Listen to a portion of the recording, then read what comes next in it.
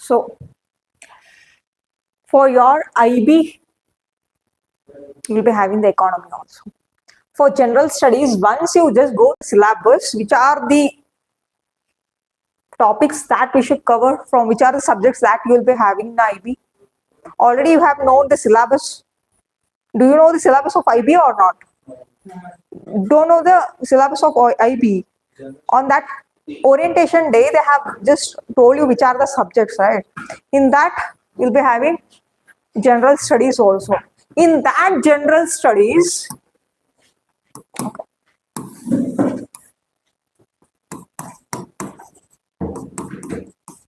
IB ACIO 2025.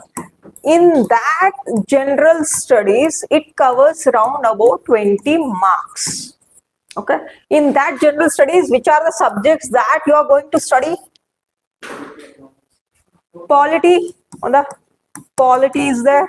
Then economy and finances.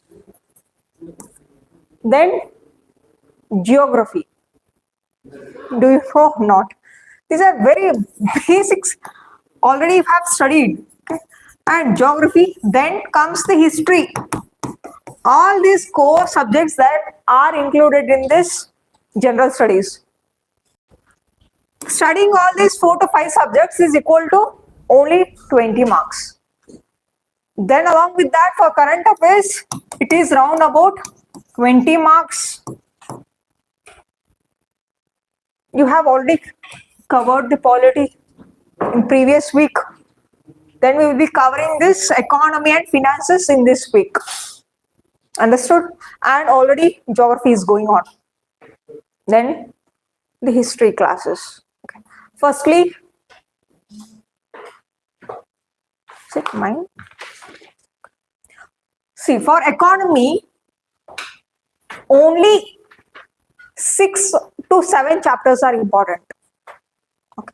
Only 6 to 7 chapters. Let us see which are the chapters that are important. Okay. And also, these are not much difficult like a UPSC prelims. Okay. Most of the questions, it will be factual kind. Some of them are conceptual kind also. Okay. But the very easy part is the scoring is polity, geography, history.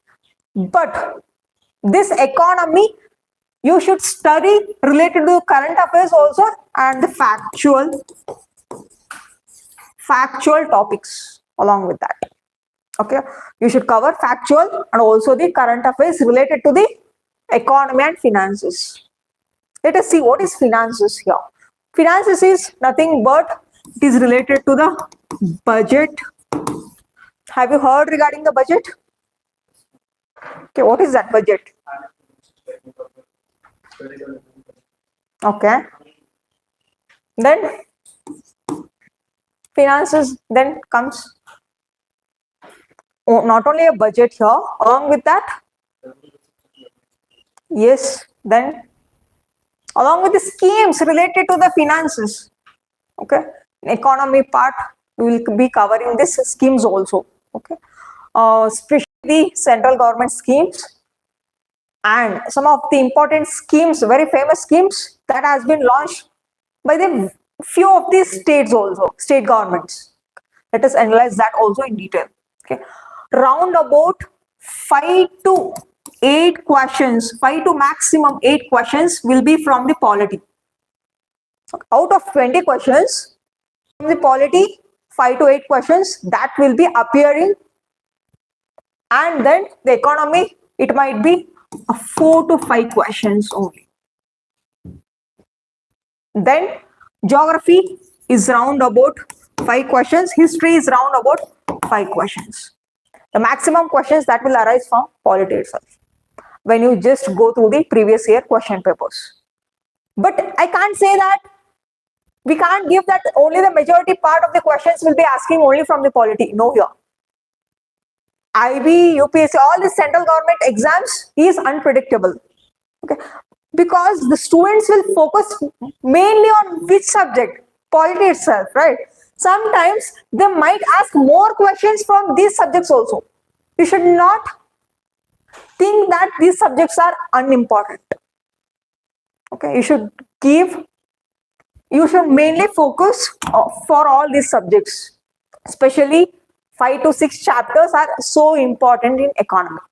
Firstly, let us see which are the important chapters only related to the IB. Only related to the IB. Okay. Let us analyze. Okay. Firstly, the first chapter, very important, is national income. Okay. Just write down the first chapter of economy, very important for your IB, that is national income. Okay. Next is inflation. Inflation. The next, very important, banking. Fourth, security market related to the stocks. Very important is tax structure. Tax structure in India. And next is public finances. Public finances in India.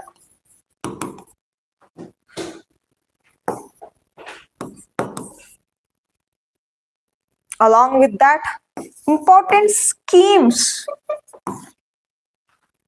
Important schemes. Okay.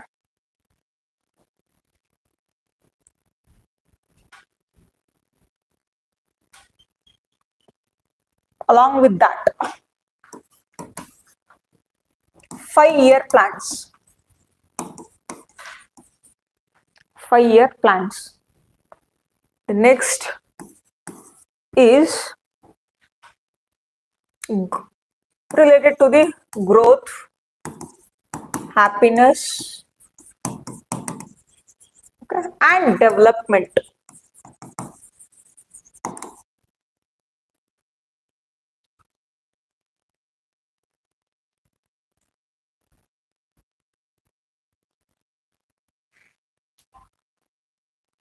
Growth, happiness, and development. Very important topic.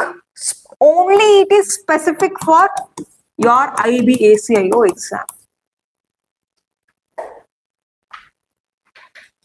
Understood? Okay. Let us analyze in detail. Okay, what is this national income? What is this inflation? Okay. And also what is banking? Why these are included for this exam? Why the economy is included as a subject for IB? Can you tell me why it is included? Why this specifically why this subject is included in this IB? There might be a reason or not. Why they have specified this economy also?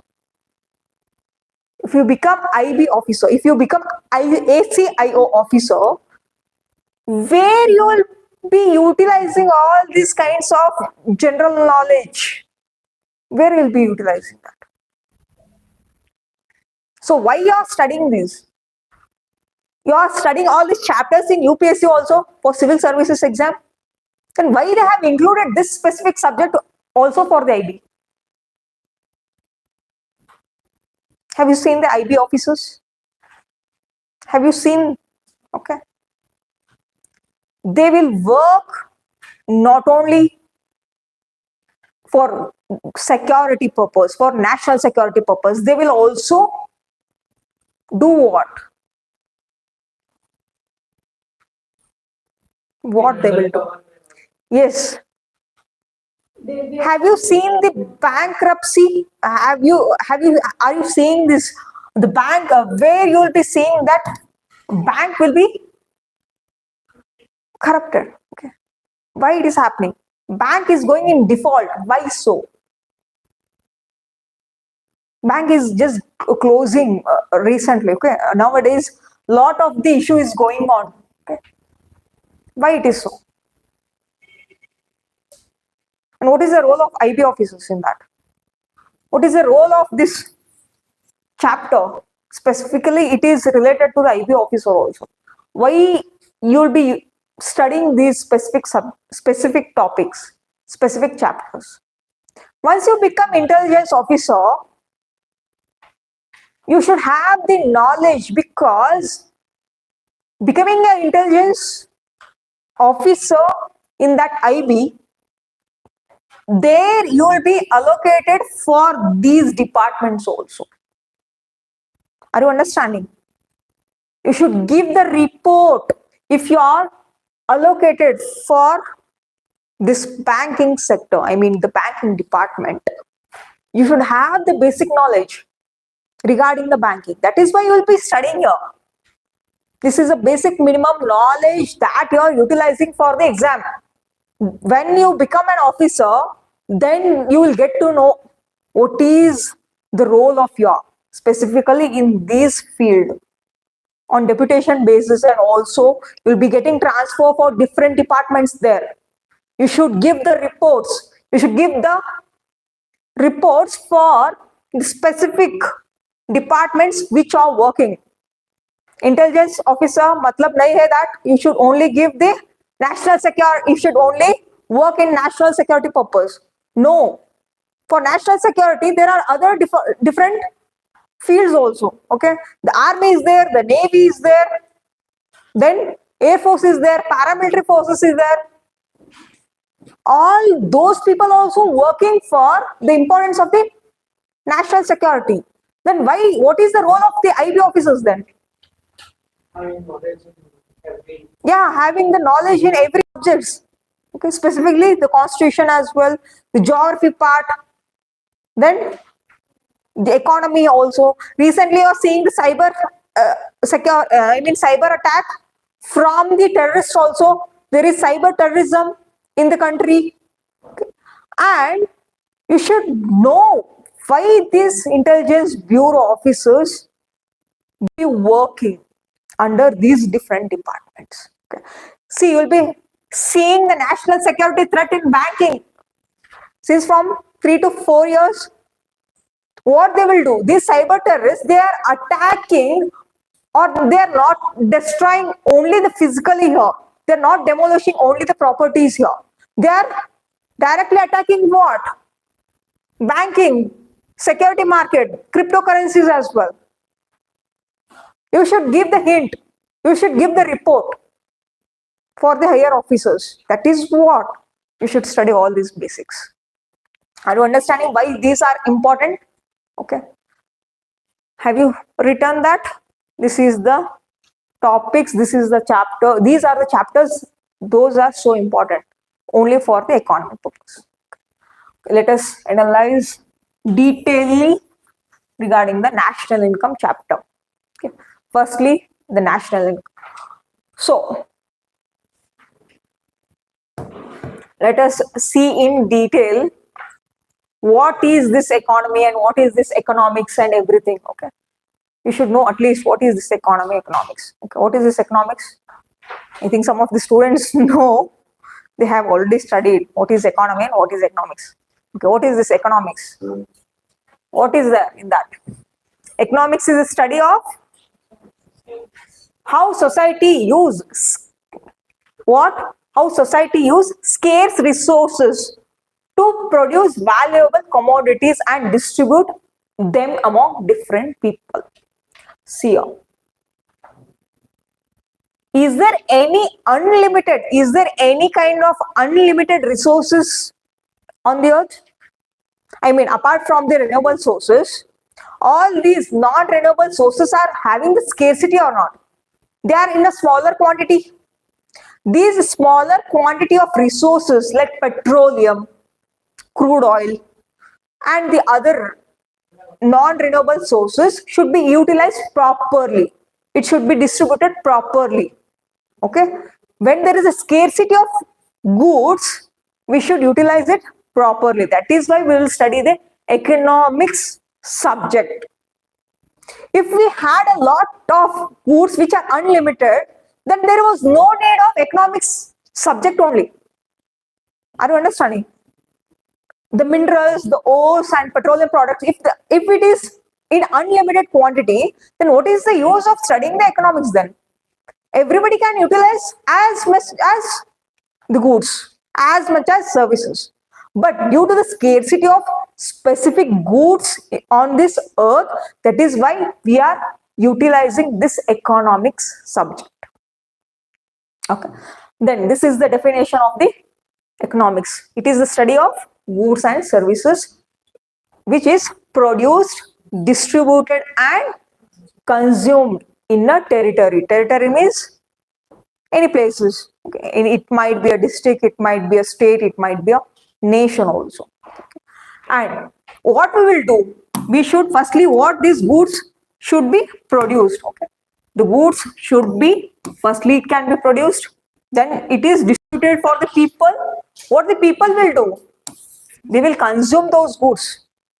Okay, goods will be in the form, just give the example for goods. Basic, just give any kind of example.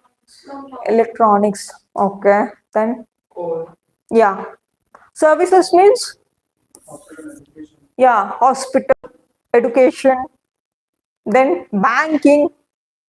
Banking is services or it is goods? What they will give? They will give the service. Then transportation, logistics, that is all that is called as services here. Then specifically this economy is totally dependent on only the two words, that is demand and supply. Entire economy is standing only on two words, that is demand and supply. If the quantity of the goods is unlimited, if the supply is unlimited, then there might be no demand at all. If you are having huge quantity of wealth, then demand will be less itself. This is inversely proportional.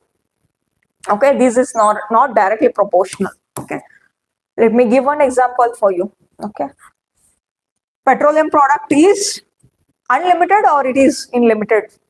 It is limited. Supply is less. If the supply is less, then what the demand will become? Demand will be huge. It will be more. Okay, that is why this is inversely proportional. Okay, based on demand and supply, entire economics that we are studying now. Okay, is there any doubt here? Okay. Let us analyze all these topics in detail, and I will send you the notes also. Don't worry, just concentrate the classes. This is the definition of economics. And what is economy? What is economy? What is the difference between economics and economy? Yes, it is a theoretical concept. This economics is a theoretical concept. When you bring this into an action, that is called as economy. In an action, then it is called as economy. This is the definition of economy. See, economy is economics in action. A country, a company, or a family all have their economies. Even the family is also having the economy. And who will earn for the family? Father or mother. And for the company, employees, they should work. Then they will get the salary. The salary is also included in an economy. Then it is popularly used, this economy concept is popularly used as a word for a national income. Okay, like it is example, just take US economy or Japanese economy or Indian economy. We don't tell that US economics, Japan economics, Indian economics here. When you compare national income, you will just use the word economy. Understood? Indian economy. US economy is compared with the Indian economy. So this is into action. This is a practical application. Economy is an practical application. Economics is an theoretical concept. You should study economy here. The UPSC aspirants and IB aspirants, what you should study? You should study the Indian economy, not the Indian economics. If you wanted to do the masters in economics, then there is the economics. That is the theoretical concept. There you will be seeing lot of formula. Okay, when you want to write the thesis, or if you want to do the masters, if you want to have the philosophy of doctorate in that economics, then you should have the wide knowledge regarding economics. For the UPSC and for the IB exam, the students should only study the economy, practical application, not the theoretical concept, not the formulas here. Understood? Next, let us see which are the types of sectors in India. Specifically, when it comes to the country, we are having different types of sectors. Have you heard that? Yeah, agriculture sector is there, industrial sector is there, service sector is there. Okay, majorly we are having only three sectors in India. Okay. One is primary sector, secondary sector, tertiary sector. Recently, 10 to 15 years back, they have added two other sectors also, sub-sectors kind in the tertiary sector. Let us see why they have added these two sub-sectors also. Okay. Firstly, we are having the primary sector. Next is secondary sector, tertiary sector. These might be added as a subsector in tertiary sector as well. One is quaternary sector and last one is quinary sector. What is this primary sector? What is this primary sector? Okay. Mostly it deals with the raw material. Yes, correct. Okay. When you exploit the land, that exploitation of land is called as primary sector. What you will do? You will exploit the natural resources. You are extracting the minerals, the ores, the petroleum product. Okay, and you are utilizing the agriculture for farming. You are doing the mining in order to get what? Minerals, ores, crude oil, natural gas. That all comes under primary sector. And also fishing, that comes as a primary sector. Okay, is there any doubt here? When you deal with the land directly or when you deal with the ocean, that comes under primary sector. Is there any doubt here? No doubt. Next comes the secondary sector. See, majorly, okay, let me explain you what is GDP also. What is GDP? Do anyone know? What is GDP? Gross domestic product. Okay, what is that means? Total goods and services within a country. Yes. Yes. The final value of goods and services that is produced within a country in a specific period. Okay. Let us analyze that in detail because this topic is so important to understand these sectors. Firstly, let us analyze what is GDP. Okay.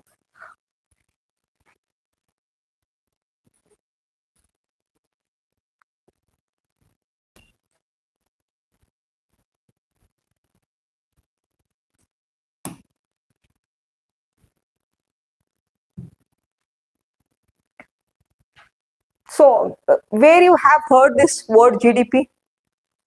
Where have you heard? ಎಲ್ಲಿ ಕೇಳಿದ್ದೀರಾ GDP word? Economics. Apart from that, have you heard in your day-to-day life? To compare with other countries. Yes. We'll compare the national income with the other countries. You'll be seeing that, you'll be hearing that word specifically in news channel, and also you'll be seeing it in newspaper. Okay, let us analyze what that means. Okay.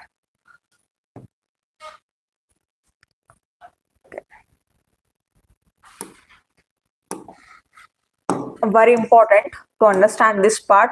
Okay. This topic is so important. The GDP concept is so important. See, it is the, let me write down the definition, then I will explain. Okay. It is the, just write down, it is the final value of goods and services. It is the final value of goods and services produced within the country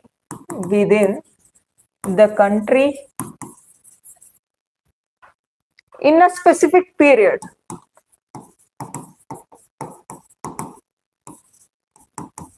In a specific period. Just write down in a bracket, the specific period will be only 1 year. Okay. It is the final value of goods and services produced within the country in a specific period. Okay. Just draw your Indian map as well. Rough sketch. Okay.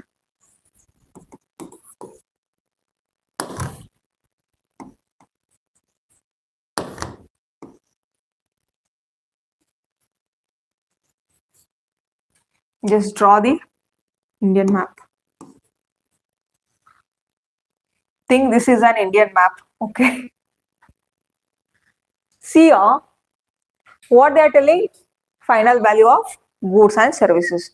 We know what are goods, different types of goods like phone agirbodu, or the laptop agirbodu, desk, benches, everything it is included as goods. Okay. And services means what kind of services we are providing? Education, then banking, then health, then logistics, tourism. Tourism comes under goods or it comes under services? Services. All these are included as services. These goods and services, that final value, if it is produced within the country, which country? It might be any country. Specifically in that period called as 1 year. Then we will call it as GDP. Okay. ಒಂದು ವರ್ಷದಲ್ಲಿ ನಮ್ಮ ದೇಶದಲ್ಲಿ ಎಷ್ಟು goods ನ produce ಮಾಡ್ತಾ ಇದ್ದಾರೆ, ಎಷ್ಟು services ನ ಪ್ರೊಡ್ಯೂಸ್ ಮಾಡ್ತಾ ಇದ್ದಾರೆ, that is called as GDP. Okay. All these goods and services must be produced within the country itself. Then that is called as Indian GDP. Okay. If that goods and services is produced in USA, then it becomes what? USA GDP. Okay. See, let me give one example for you. Okay, let us take an example. Okay, generally, what kind of goods do the men prefer? Like vehicles, they are having a lot of crazy regarding bikes, cars, and everything. Okay, let us take one example of. You want me to give an example for car or else bike? Car. Okay, which car? What is the brand? What is the company? Bentley. What is the cost of that? 5 crores. Okay, you're so rich then. Okay. See, if this brand is produced in India, it should be produced in India itself. Okay. And if the 1,000 units or 1,000 cars are produced in India, okay, what you will do? If that one car costs 5 crore, then what is the cost of 1,000 cars? 5,000 crore. Okay, 5,000 crore. Then along with that, Not only the car, the different types of goods that is manufactured in India. Okay, that is, you should do the sum. Not only this brand car, different types of goods that is produced in India, that final value, whatever this final value. Okay, are you understanding the definition of GDP now? This final value, Q into P. What is, you see, this is the price of one car. How many quantities they are producing? 1,000. Okay, then the totally, it should be, the formula is P into Q. Means for 1,000 cars, it is 5 crore rupees. The same way, if they produce the different kinds of goods in India, that should be added. It is only the goods now. Along with that, services, whatever the education we provide, schooling, college, okay, UG, PG, and also these kind of institutions, academic institutions, and hospitality, and also tourism, banking, whatever the services they give, that final value, it means that turnover, whatever the profit they get, that turnover, everything, the salary of the employees, everything, that is included as GDP. Now have you understood? GDP means not only goods here, okay, it is inclusion of services that should be produced specifically in that country, that too in an year, for 1 year, that is called as GDP. Okay. See, if the financial year, see, there is two types of year. One is assessment year, then is the other one is financial year. What is this financial year means? What is this assessment year means? Do anyone know? Financial year is from April 1st to March 1st. Assessment Is it? Okay. Okay. This financial year, okay, let us take,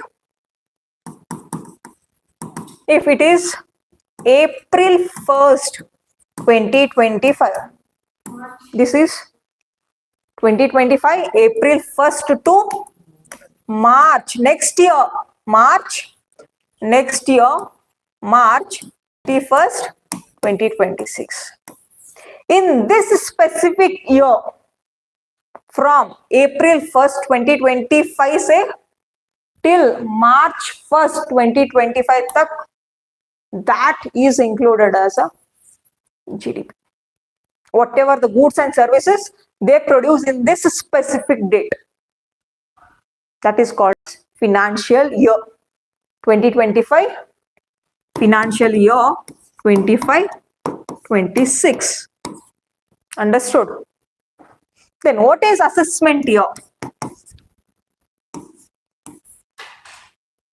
basic. See, whatever the finance year they assess, okay, after this, okay, after March 31st, 2026, they will do the assessment. The government of India will do the assessment that how much GDP they have crossed. Okay, this is a ongoing process. Whatever the climax, that is called as assessment year. What if they reach this date, after that, what it will start? Again, April 1st, 2026. Okay. After this date, what is the next date? After March 31st, it is April 1, 2026. From that onwards, they will do the assessment of what? This year, whatever they have produced, goods and services. Understood? Okay. This is called as assessment year 2025-26. So I think I will just give one example. Just have you seen the marriages? It is like a big process of 1 or 2 months of preparation, minimum 1 or 2 months of preparation. That preparation is called as financial year. After marriage, what the elders will do? They will do the budgeting. How much they have done the expenditure. That is what called as assessment. Then it should be 2026 to 11. See here, why I have added this one is they are calculating for this 2025, 2026. That's why I have written the same here. Are you understanding? I didn't write 2026, 2027. What we should do? We should do the assessment of which year? This one. That is why I have written same. Is there any doubt? No doubt. Okay. See, this is all the basic that you should know, because you will be seeing this financial year 2020 or different types of year and also AY in economy. Okay, this is the basic that you should remember. Okay. And along with the goods, whatever it is produced, that is called as GDP. Is there any doubt here? No doubt. Okay, this is the financial year. This might be a prelims question. Sorry, this might be a tier 1 question also from the economy. Very basic question. Financial year starts from which date? It is not from January 1st to December 31st. It will start from April 1 till next year, March 31st. That is the year called as financial year. Why they have chosen this one April 1st only? Because to fool the Indians or what? Why they have chosen April 1st then? Why they didn't choose January 1st? There might be any reason, no? April is our Indian New Year. Okay, then do you know in which month they will announce the budget? Yes. In older days, they used to announce the budget during March end. Okay, in olden days, in the parliament, the finance minister used to announce the budget. He or she used to announce the budget at the end of March end. And after the voting, okay, for the different types of schemes and allocation of that amount in specific sectors, that used to take till May. Okay, announcing the budget doesn't mean that the specific amount will be allocated for that sector. No. Only the thing is the finance minister will announce the budget in a parliament on that day, on specific day. After that, there will be session, budget session. In that budget session, the MPs will be sitting in that session. The opposite people will be sitting, opposite MPs will be sitting, ruling party MPs will be sitting. Everybody will discuss why you have allocated this 1,000 crore rupees for this specific sector. Why you have invested or why you have allocated this 10,000 crore for establishment of hospitals in the country or else for education purpose. There should be a specific reason. If that concerned minister from that department, concerned department or the finance minister fails to give that answer, then they can decrease or increase the allocation of that specific amount for that sector. Okay, there will be a voting also for allocating of that specific amount in that specific sector. Okay, for road and transportation, think that 50,000 crore rupees have been allocated. Then the road and transportation minister should give a proper report. Why he is doing that much of expenditure? For what purpose? How many kilometers? How many thousands or how many kilometers he wanted to build, or he wanted to do the repairing, construction, bridges? Why he is investing that much of big amount? He should give the proper report. If he fails, then they will revise that amount also. Okay, that is what the discussion will go on for 2 to 3 months of time. And that announcing of that budget, that amount will be utilized from April 1st to March 31st. That is why recently what they have done, recently they are announcing the budget in the month of February first week itself. Why? Because they want a duration in order to do the debate, in order to do the discussion and give the justification for this specific budget. Are you understanding? Okay. Once they announce the budget, it will not come into the, it can't be implemented suddenly. There should be a proper discussion, debate should be taken place in the parliament. Then if you ask 10,000 rupees for your father, will your father give the money at that moment? No, he will ask, he will question you or not.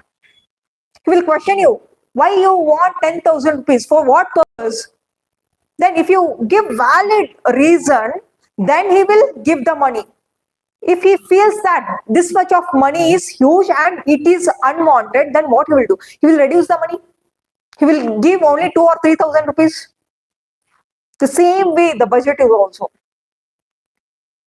Is there any doubt? No doubts. Okay. See, this is important and just write down in a note. Financial year will be starting from April 1st to March 31st next year. Assessment is doing the assessment of the financial year.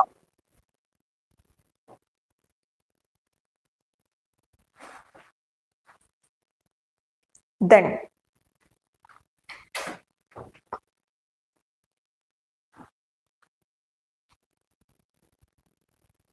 the next, okay, let us go for the sectors of economy. See, in order to know the income of each sector, in order to know the income of each sector, we will use the GVA also, gross value added. Okay, all that summing up of GVA is equal to GDP. Okay, let us explain that GVA in detail in the next PPT. Okay, firstly, primary sector is inclusion of agriculture, mining, fishing. Okay, and this sector is also called with a specific collar job. What kind of collar job? Brown. Brown? Which color is utilized or which color is specifically given for the primary sector? The minor is the dark color. Yeah, okay. Is it white? See, for primary sector, the specific employees will be called with the specific color job. Okay, what kind of color they have represented for the primary sector? Green. Green. Okay, let me give one hint for you. Okay. Majority of the soil in our country is which color? Black? Red soil. Okay, that's why we are representing red color now. Red collar jobs.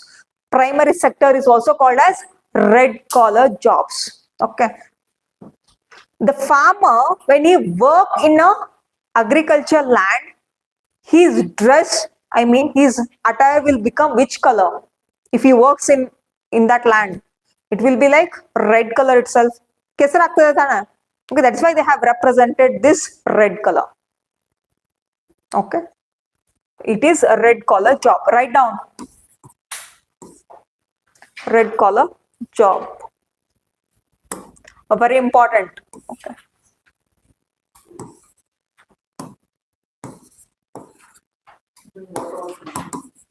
What? No, all that they don't give specifically for fishing or mining or agriculture here. Okay, they have only given for a primary sector. See, 100 years back, and most of in ancient India, what was the major sector? It was agriculture rather than mining and also fishing. Okay.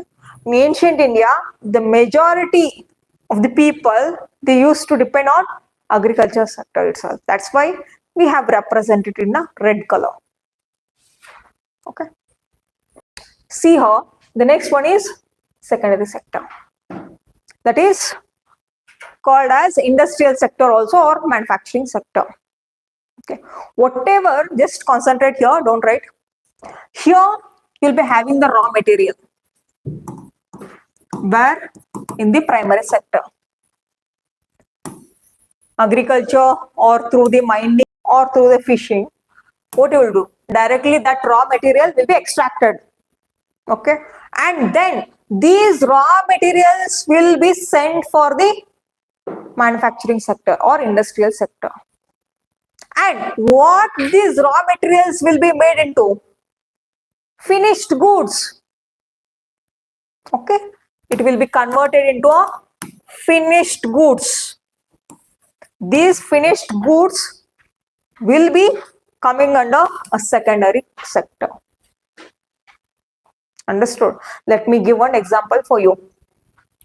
Think that a farmer just produced the wheat. Farmer produced the wheat. This wheat comes under this sector? Primary sector. And this wheat, if it is sent for the industry or factory, then this wheat can be converted into what? Okay, bread. Then, okay, then hit marboda. Then biscuit. Okay, then wheat noodles or maida noodles. Maida is produced from the wheat itself. Okay, they will produce different types of foods here. These all comes under secondary sector. What they have converted? This wheat has been converted into finished goods. Okay, and mining. Let us take, if they extracted the crude oil. See, directly you don't get a petrol here. You will get what? Crude oil. It might be offshore or onshore. In the ocean, beneath the ocean also, you will be finding the crude oil. Beneath the land also, you will be finding the crude oil. This crude oil is a mixture of what? Petrol, diesel, gasoline, kerosene, natural gas, everything. That is the mixture of all these components. Then once you extract this crude oil directly from the ocean or from the land, it is sent for what? It is sent for purification. What they will do? In the boiler, big boilers, they will dump this crude oil, and along with the different temperature, that is going to be in staying in the different stages. Firstly the petrol, next diesel, next kerosene. Okay, based on the density, that components will get stayed or separated. Okay, petrol is having least density, that is why it will be staying in upside. Then comes diesel, then comes kerosene. Okay, and natural gas, as you know, the gas is having higher denser or weaker denser? It is less denser. That is why it will be sent through the pipe. Okay, it will be just stored. And see, this kind of crude oil will be converted into finished goods. Petrol, diesel, kerosene. Okay, and then it can be utilized. And fish, what they will do? Fishing. Okay, fishing, if that raw material, whatever the fish they store, they will store in either ice or either in salt. Then what they will do? They will send it for industries also, or fishing factories. Then what they will do? Yeah, they will extract the oil.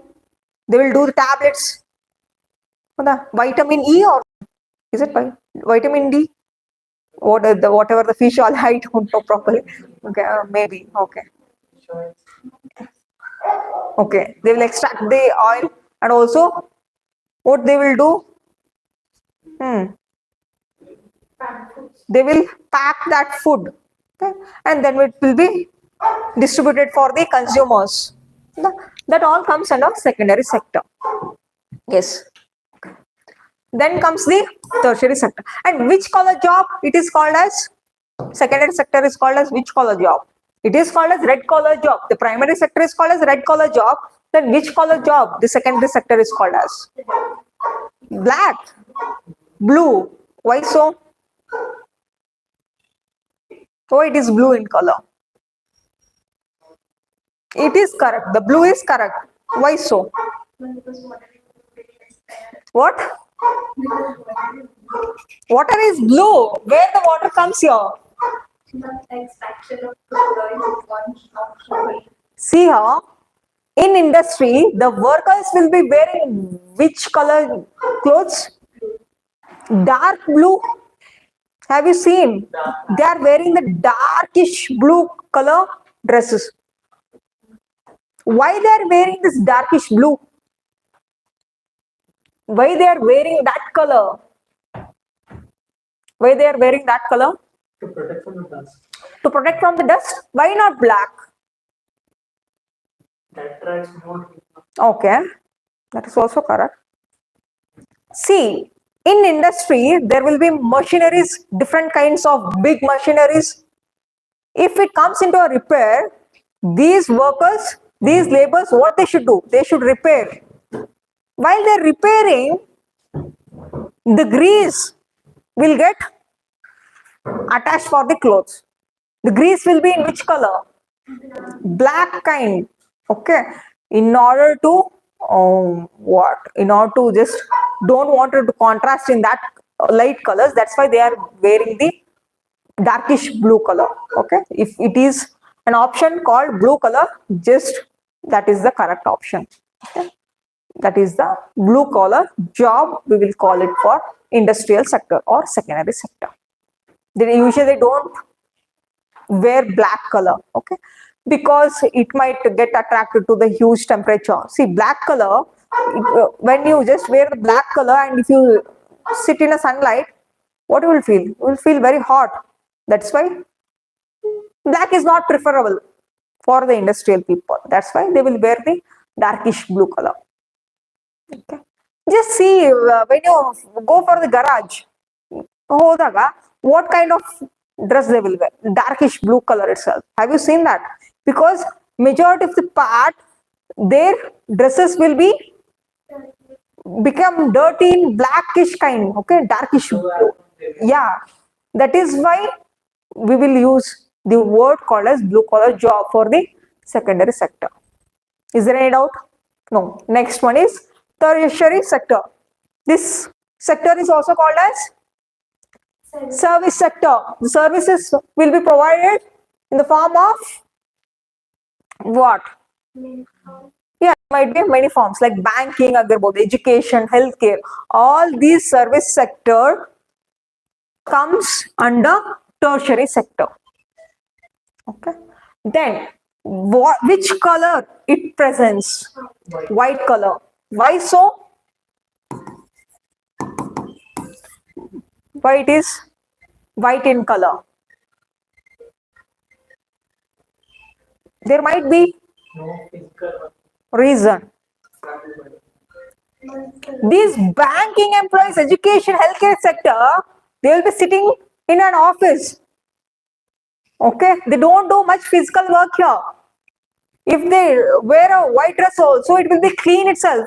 They just don't go for the field or they just don't go for the industries. Their dresses don't get dirt. That's why it is called as white collar jobs. They will be sitting under AC. Have you seen these people? Yes or not?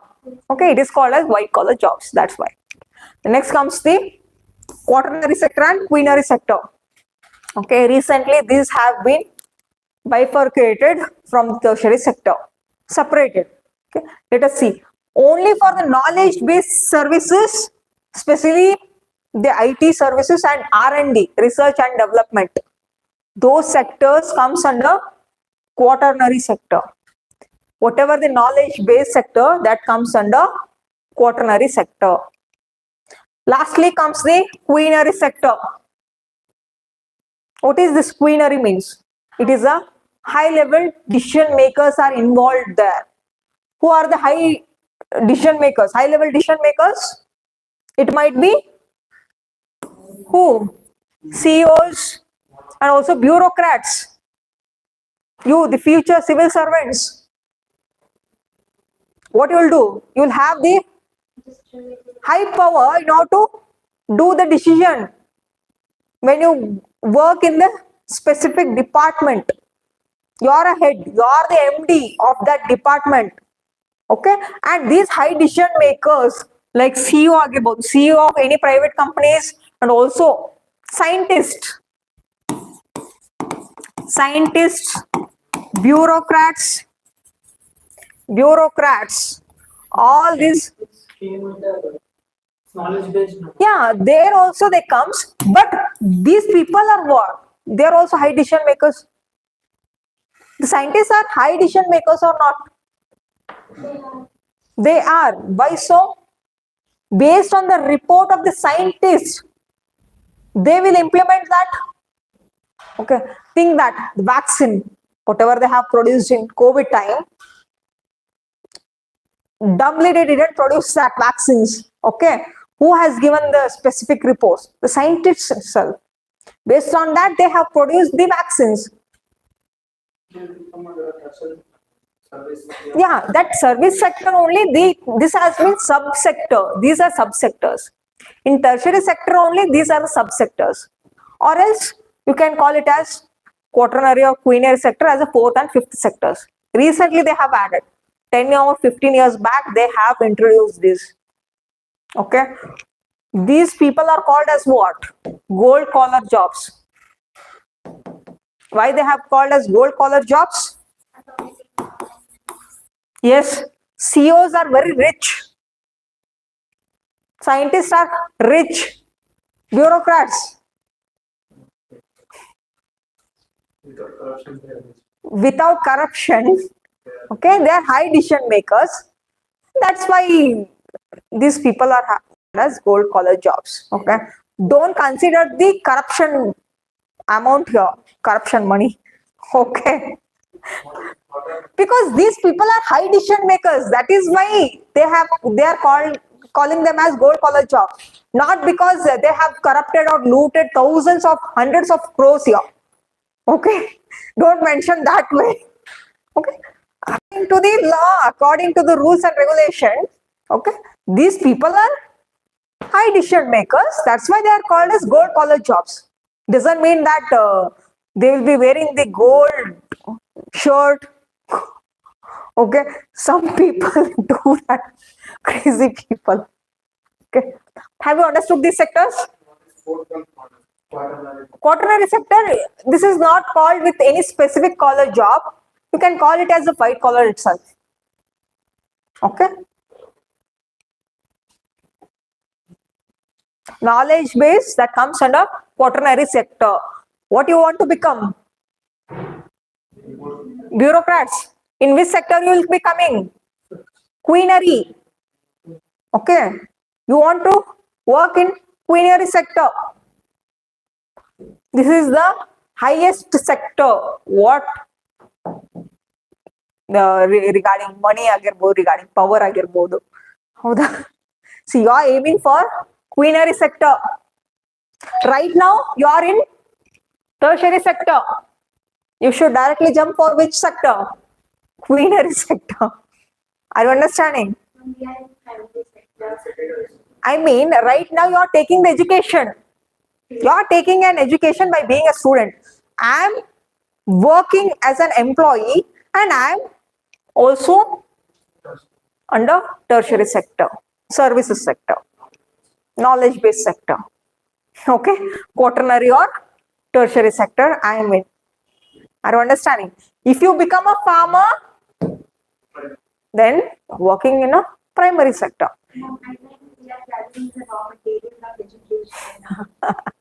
But according to the economy, you will be in a tertiary sector itself. Okay. Is there any doubts here? No doubts. Okay. Let us move forward.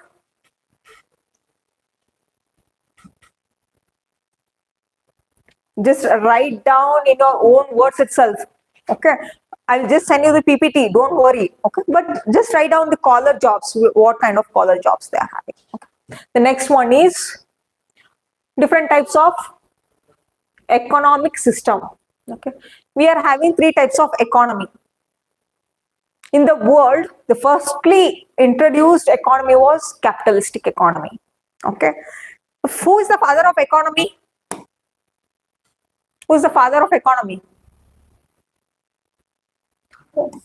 Huh? Who is the father of economy? Adam Smith. Adam Smith is the father of economy, and he is also a father of capitalistic economy. Just write down. The father of economy is Adam Smith, and also he had written one book called as, do you know what is the name of that book?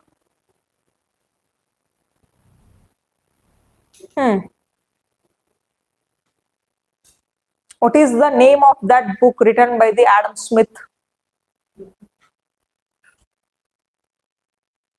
Based on that book itself, this America, this United States, they have adopted, and the Western European have adopted the capitalistic economy based on that book. The Wealth of Nation. Okay, just write down. The book name is Wealth of Nation.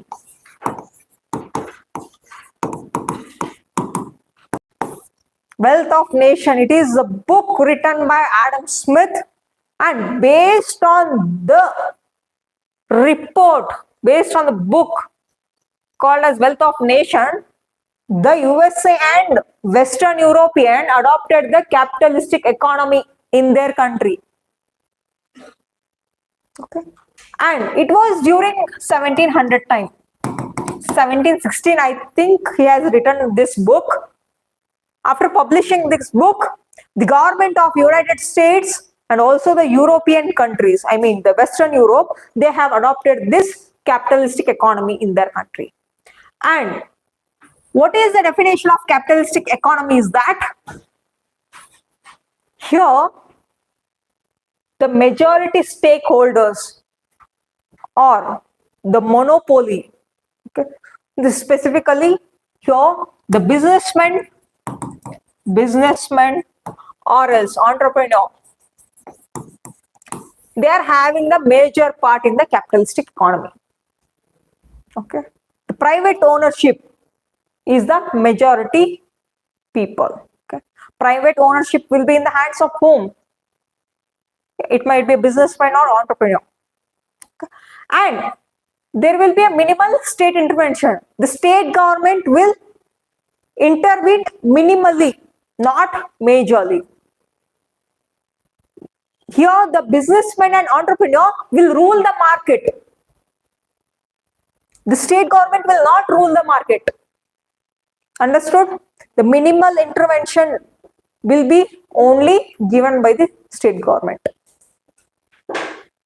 Adam Smith specifically written 3 rules where only the states should interfere. Specifically, it should be intervene in national security. See, this is too deep, okay? But I will just explain you. Okay? National security should be given by the government or it should be given for private agencies, according to you people? It should be given, it should be ruled only by the government itself. Why not private agencies here? They think of profit making. They might sell our country also. That's why we should not give the national security for the private people, so-called the businessmen or entrepreneur. Are you understanding? For the private agencies. For saving our nation, the government duty is to give the security for the nation. Okay. And along with that,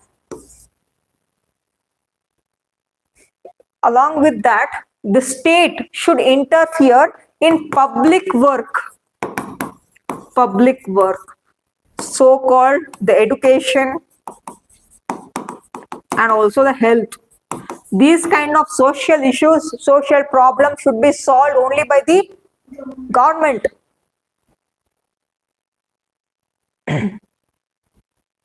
If the government don't interfere in public work, like establishing of education, schools and colleges or else hospitals, what it will lead to?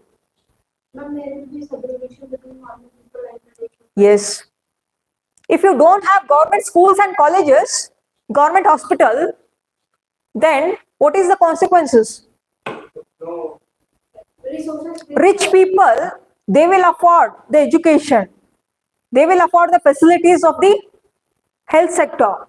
Then the small poor people, they are not having that affordability regarding the education, and also the health facilities will not be given for the poor people.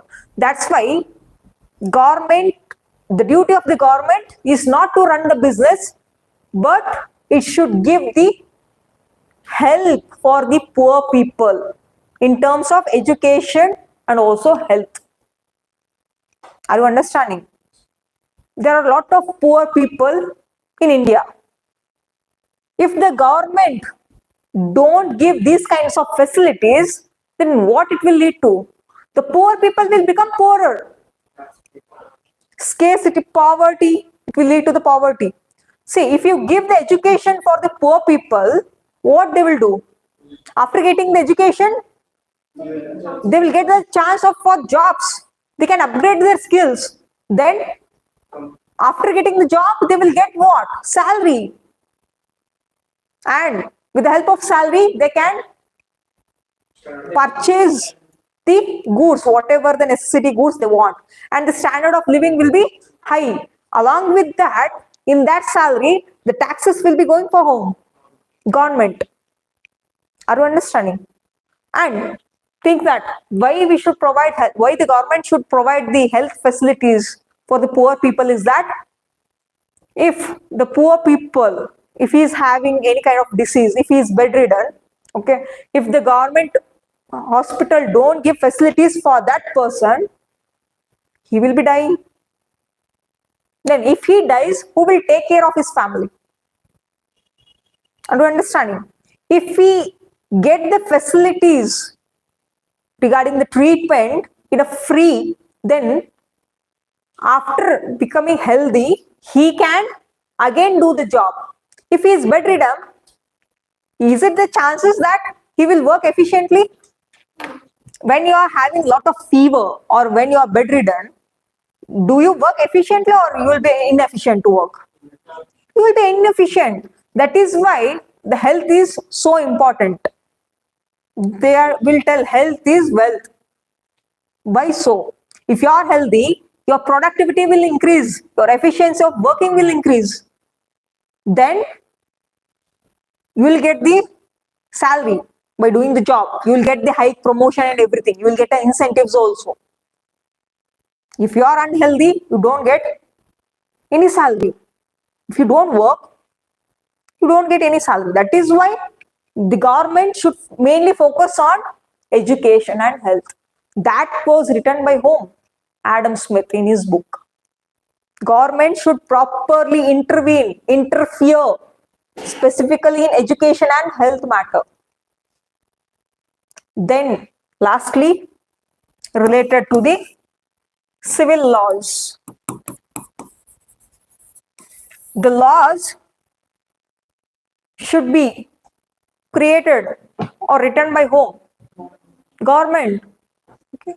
If you give that work for the businessman or for the entrepreneur, what he will do? Accordingly, based on his profit, he will create his laws, own laws. Okay. That is why the Adam Smith have written specifically that in these three topics, the government should interfere. Apart from that, in a market, who is having the majority stakeholders? Businessman or entrepreneur, they should run the market. Understood? Here, the capitalistic economy means profit-oriented people will be working. If you don't have profit, then what you will do? Being a businessman, you want a profit. If there is no profit in that market, you will not invest any money there. Are you understanding? Okay, that is why the capitalistic economy was so important. Specifically, it was implemented in USA and in Western European countries. Do they have government jobs? Yes, they do have government jobs. Okay, during that time also, why they're having government job is because Ma'am, this is just the economy, not the government job part, right? see, They should get salary from government. see, what I am telling is, in order to protect the nation, who will protect the nation? Government employees, police officers, the paramilitary forces. Defense. Okay.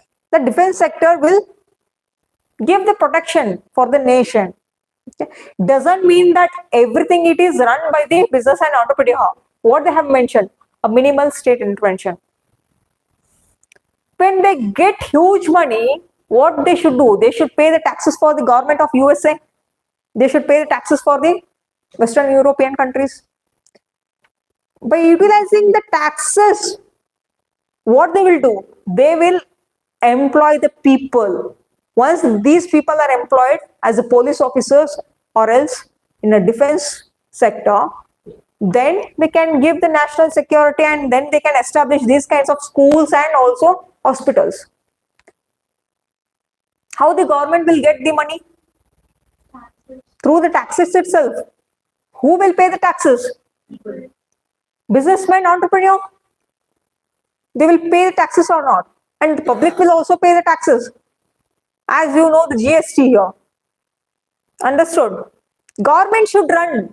How the government will run? Through the taxes only. Are you understanding? Without the taxes, economy will be least. Okay, it will not run. The country should run based on the taxes itself. They should not levy huge taxes also. They should just take the minimal taxes also. Progressive tax anta kariತೀವಿ. What this progressive tax means? The poor people will be paying less taxes. Rich people will be paying more taxes. Based on the tax slabs, they will pay the taxes. That is called as progressive tax. Once there was a regressive tax also. It means that poor people should pay huge taxes, rich people should pay less taxes. This kind of method was used in some other countries also in olden era. But it was a totally failure. Why? Because we should support the poor people there. What they were used to do? For poor people, they used to put huge taxes. Why? Because these poor people should work very efficiently and they should bring a huge taxes for the government. That is why they used to do these kinds of bourse also. This kind of method was utilized and the method was unsuccessful also. It was a huge failure.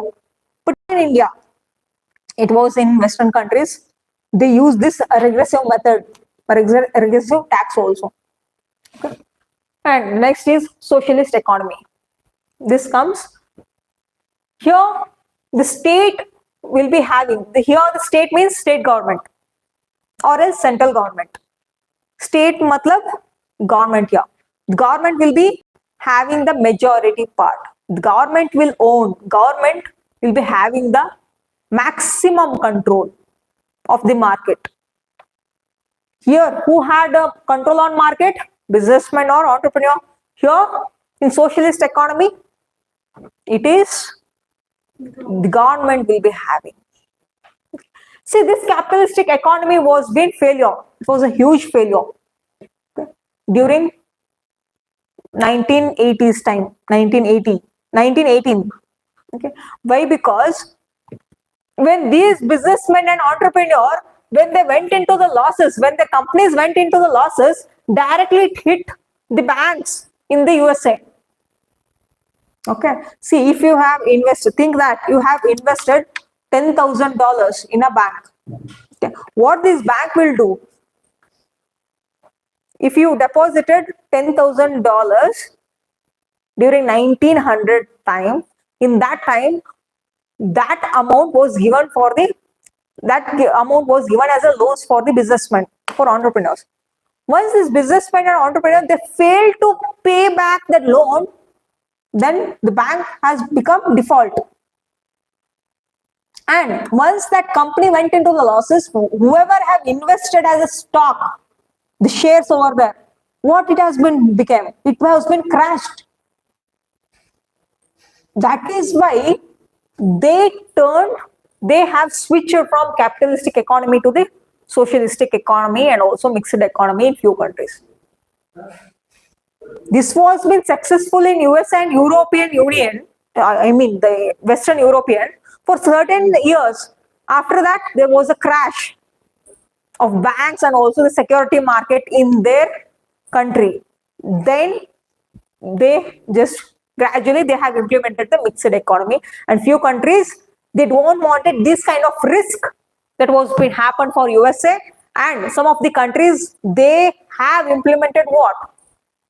Socialistic economy. That government should have the maximum control. Here in capitalistic economy, the private people had a maximum control. They are the rulers of the market. But this Soviet Union, a former USSR, okay, that USSR, so-called whatever the Russia now you have telling, okay, in 1990 it was been disintegrated, okay, and it became Russia. And the Soviet Union adopted what? Socialistic economy. There the government used to rule. Government had lot of ownership. They didn't give lot of ownership for the businessman and entrepreneur, for the entrepreneur. Okay. Then this, who is the father of socialistic economy? It is Karl Marx. Okay. Karl Marx.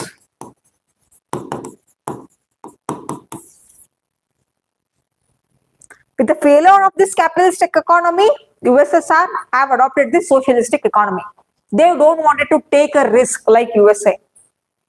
Understood? Okay. Father of socialistic economy is Karl Marx. Okay. And see, all these different types of economies, they are having their respective advantage and disadvantage also. What is the advantage of a capitalistic economy? Will be much more. Yeah, then more work, more incentives for the employees. In private sector, if you go for the job, what you will do? You will do the OT duty. You over duty ಮಾಡಿದಾಗ ಏನಾಗ್ತದೆ? You will get the extra income. That is called an incentive ಆಗಿರ್ಬೋದು, and also extra salary also. The same way, whoever having a lot of skills, based on their skills, they used to give high salary. But in capitalistic economy, the disadvantage is poor people used to be poorer, rich people used to be richer. Why? Because the poor people, they can't afford this education and health. Government, if the government don't interfere in this matter, if the government don't establish this kind of so-called schools and colleges or hospitals, then poor people will be poor itself. Rich people will become what? Richer by investing money in a market, by selling their products in a market. Because least intervention will be from the state government or from the central government over there. That's fine. Okay. And once the socialistic economy was being adopted in USSR and also in China, China is having the major control. They have adopted the socialistic economy. Understood? Chinese government, they thought of bringing the socialistic economy, and they were successful also in that. But USSR was failed due to the disintegration. There was a war during 1990s, and due to the disintegration, this socialistic economy was being failed in USSR, the so-called Soviet model in Soviet Union. But China was successful. Why it was being successful is because they have brought open door policy. What does that open door policy mean? Yes. Another country FDI, through the FDI, okay, foreign direct investment, okay, or through the FPI, they can invest the money in China. Chinese government, they didn't had much money over there. What they told? They have attracted the foreign people. They told that you can invest your money safely in China. You can establish the company, factories over here. You can take the profit. That is what the policy called as open door policy they have implemented, and they become successful. Understood? During 1980s, 1990s, they have brought this open door policy. Understood? Okay. Next is mixed economy. Mixed economy means it is a combination of capitalistic and socialistic economy.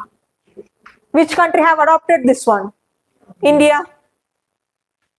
Why this India has adopted this mixed economy? Why it didn't choose specifically the capitalist or socialistic economy?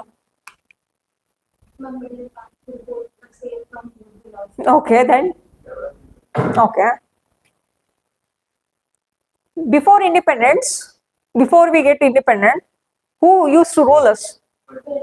The Britishers. Or the Portuguese has come, Dutch has come, lastly the Britishers have come, or the European East India Company, but lastly Britishers used to rule us. During that time, the Britishers exploited a lot of natural resources in India. Before independence, till independence, they exploited, they looted our precious metals. Then, after independence, our country became poor because they have looted lot of raw materials, lot of precious metals and everything. Then, during that, after independence, government don't have any money. And also the people also don't have much money. If the people had a money during that time, what they used to do? They would have adopted the capitalistic economy, because during that time, more number of businessmen, more number of entrepreneurs were not there during till 1950s. Are you understanding? There were zamindars. But zamindars used to depend on whom? Farmers. Once the farmers used to get the crops, based on that they used to pay the taxes. These zamindars used to pay taxes for whom? Britishers. Are you understanding? Zamindars were also depending on what? Agriculture. Zamindars didn't depend on the industry over there during that time.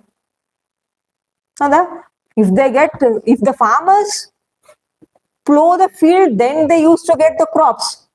If the yield is so high, then in that they used to pay the taxes for zamindars. Zamindar used to take that taxes and they used to give it for Britishers. It was that kind. Okay. And as we know that businessmen, entrepreneurs were least in number, they don't had huge money during British era also in India. And then the state government also, I mean the central government, state government also, they don't had much money. Especially this government didn't had much money after independence. Then what they have adopted? Mixed economy. Here, whatever the private enterprises, like private companies, along with the government's rules and regulation, everybody came together, they have adopted this mixed economy. Understood? See, think that if you went for the restaurant, okay, you had only 100 rupees. And you and your friend have only one is having 50 rupees, one is having 100 rupees. But that meal costs 150 rupees. What you will do? You will give 100 rupees and you will tell your friend also to pay that 50 rupees. Once you collect money, you will just buy that meal. Okay. Here, the state government, the central government, the so-called the government, and also the private people came together and they invested the money, and then the things went on. Okay, they have invested in different sectors during that time. Okay, the private sector, the private people also, they didn't have much money. The government also didn't have much money. Whatever the money they had, okay, they have brought it and they have invested in specific sectors, and then it got rose. Is there any doubt here? No doubt. See, India is having the mixed economy. The next one. So what's the time? 3:30. Okay, let's take a break and we can start again.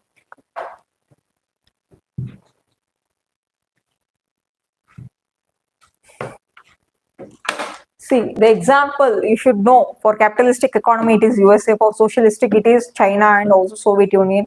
Also for a mixed economy it is India and some of the European nations also. Let us continue.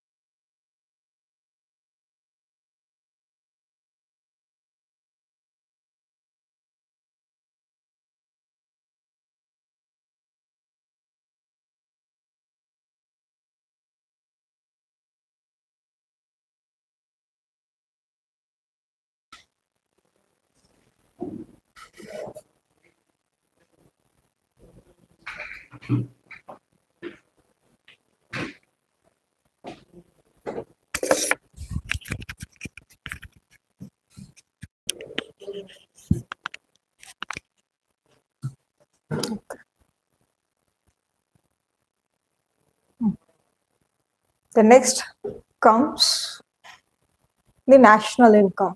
Okay, very important. A frequently asked question from national income topic. Okay. What is this national income? Do we need this national income? What is the use of this national income? Countries developing. Yes, in order to measure the country's economy, okay, it is made through the different types. The national income is of different types. We used to calculate in terms of GDP, NDP, GNP, NNP. These are the types of national income. Okay. If the country is not having any kind of income, then how can you calculate the growth or development of that country? Are you understanding? If you have a money, then what you will be called as? Rich person. If the country is having the so-called wealth, so-called the resources, then that country will be called as rich country, developed country. Okay. In order to know the national income, firstly you should know the different types of the different types that is involved in that. Okay.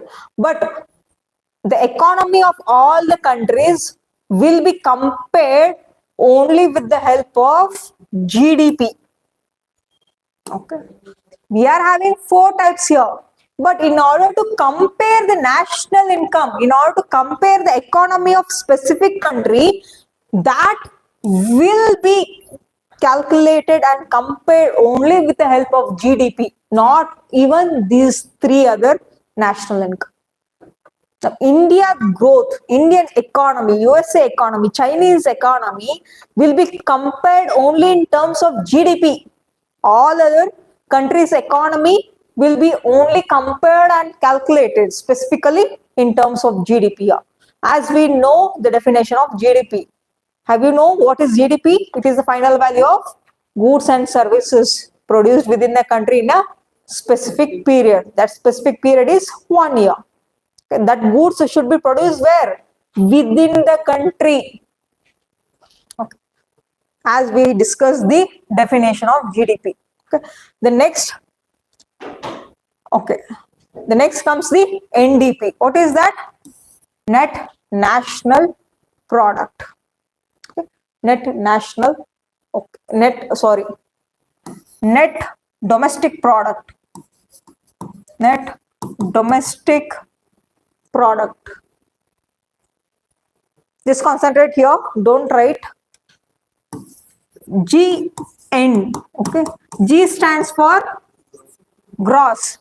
N stands for net. Concentrate. Here, the gross means total. Gross means total. But the definition or the formula of net is equal to, wherever the net comes, there you should write the gross minus depreciation. How net is calculated? Whatever the gross you are having, you should write first, and you should subtract what? Depreciation. What does this depreciation mean?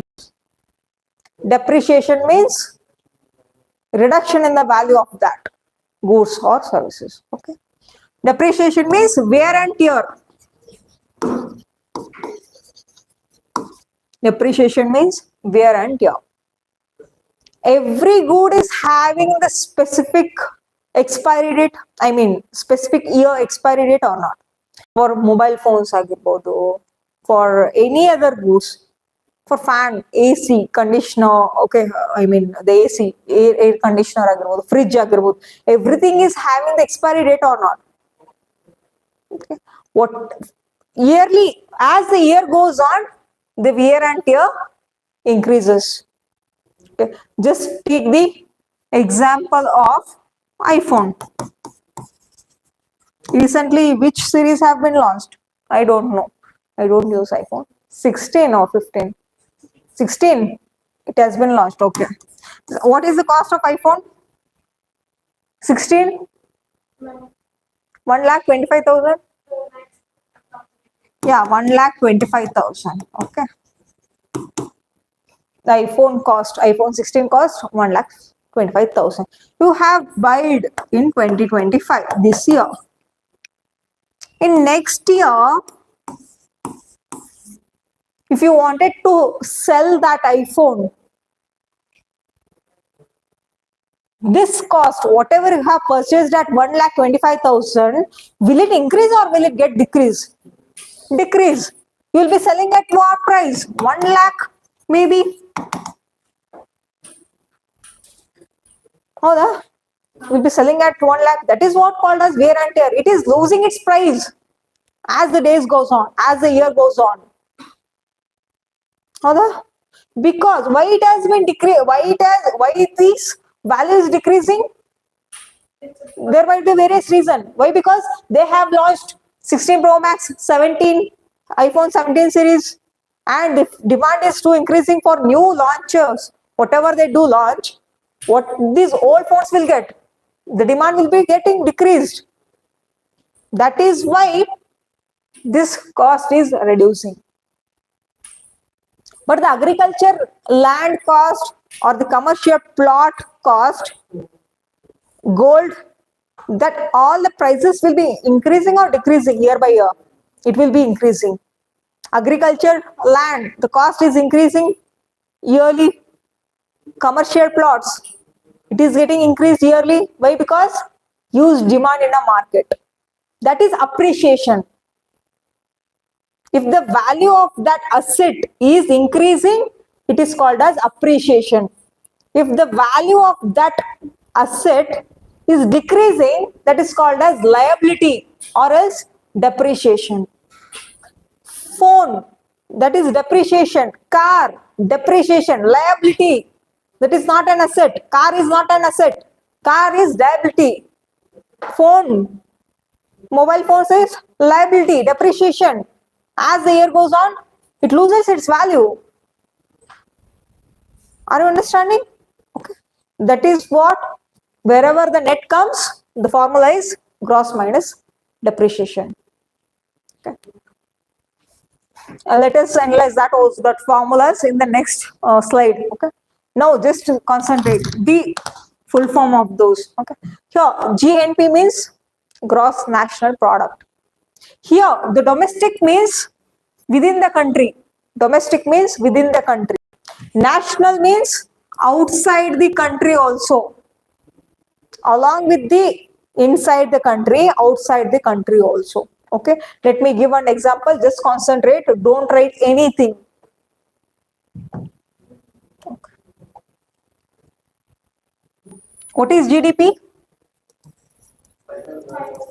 Final value of goods and services produced within the country. It is called as GDP. GDP. What is this GNP? Is that along with the GDP, along with the goods that is produced within the country, whatever the outside goods also produced by the citizen of India. Okay. Ambani, Adani, they are also having the company factories outside the India. Okay. They are also bringing that investment again for the India. That is called as, see, take it is an abroad money also. Okay. It is called as GNP. In GDP, the citizens of India plus non-citizens who are residing in India. Okay, the citizen of India, the citizens of India, and also the non-citizens who has established the companies or factories, they produce the goods and services, that is comes under GDP. It should be within India. It might be by the citizens or non-citizens. It doesn't matter. If that goods or services is given within India, it comes under where? GDP. Understood? Regardless of if you are a citizen or not, it doesn't matter. Okay. Recently, Elon Musk has just started, Starlink. He has just started to give the facility, okay, internet, satellite internet for the Indians through the Starlink company. That he is not citizen of India. Is he a citizen of India? No. But he is giving services for Indians or not? That Starlink company, it is also giving services in India. They are charging the specific amount for giving the services for the Indians as a satellite internet. I think 3,000 rupees or 8,000 rupees per month.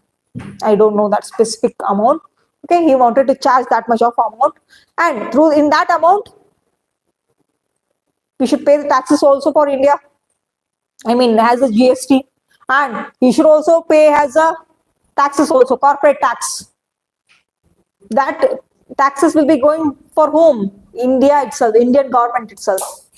Okay, whatever the goods and services produced within India by the citizens or non-citizens, that is called as GDP.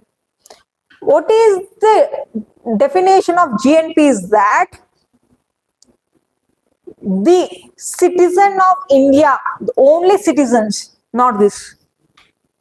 The citizen of India, if they produce goods and services within India, along with that, if they produce outside the India also, the so-called Ambani, Adani, they are also having the factories, companies over different countries. Are they having or not? But they are citizen of India. They have established lot of companies, factories in India, along with the different factories in abroad also. But they are bringing back the money here in India as an investment again. They are bringing money to our country. Yes. It doesn't mean that they will bring compulsorily. Even Elon Musk will take money to US. He is not our citizen, right? But he should pay corporate tax. Even they also should pay tax. Yes, they should also pay the tax. Elon Musk also should pay the tax called as corporate tax. Ma'am, Why? Because he has established company in India. He is giving the services. As a customer, we will pay GST. But as the owner of that company, he should pay what? Corporate tax. Understood? ma'am, what about the people living in foreign country, Indians? Indians, they are living in this foreign. That comes under GNP also. Why? Because think that if you wanted to do the masters in USA, what you will do? After doing the masters, you will be getting the job over there, and after getting the job, you will be getting salary. Once you get the salary, what you will do? You will spend for yourself, and in that portion of money will be sent for whom? For your parents or for your family as well who are residing in India. Will you send or not? Okay, you'll think of sending for the family or for a spouse, or for some of the people will send it for spouse who is residing in India, or else for his family will just invest that money. That is called a GNP. He is still an Indian citizen. He is still Indian citizen, but for temporary basis he is working where? In abroad. He is giving services over there, okay, by doing the job, and he is utilizing the money for his purpose also, and he is sending portion of money for whom? For India also, for his home, for his family, and that money comes under GNP. Why? Because he has earned abroad. He has earned from abroad. That is why it comes under GNP. Understood? Only the citizen of India, regardless where you are producing the goods, whether it might be in India or it might be in abroad, if you give the services, also it is included in a GNP. But it is only specified for citizen of India. As GDP is regardless of if you are citizen or non-citizen, if you if you produce goods and services in India, it comes under GDP. GNP means along with the GDP, along with the GDP, what? If that goods or services is being produced outside India, it might be in China, it might be in European countries, or it might be in USA. Okay, once you get the huge investment, then you will bring back that money.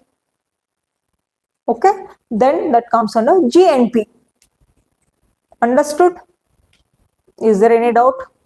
Okay, it might be confusion also. Let me explain you once again. GDP, domestic means within India. Domestic means within India, what they will do? They will produce goods. They will give the services.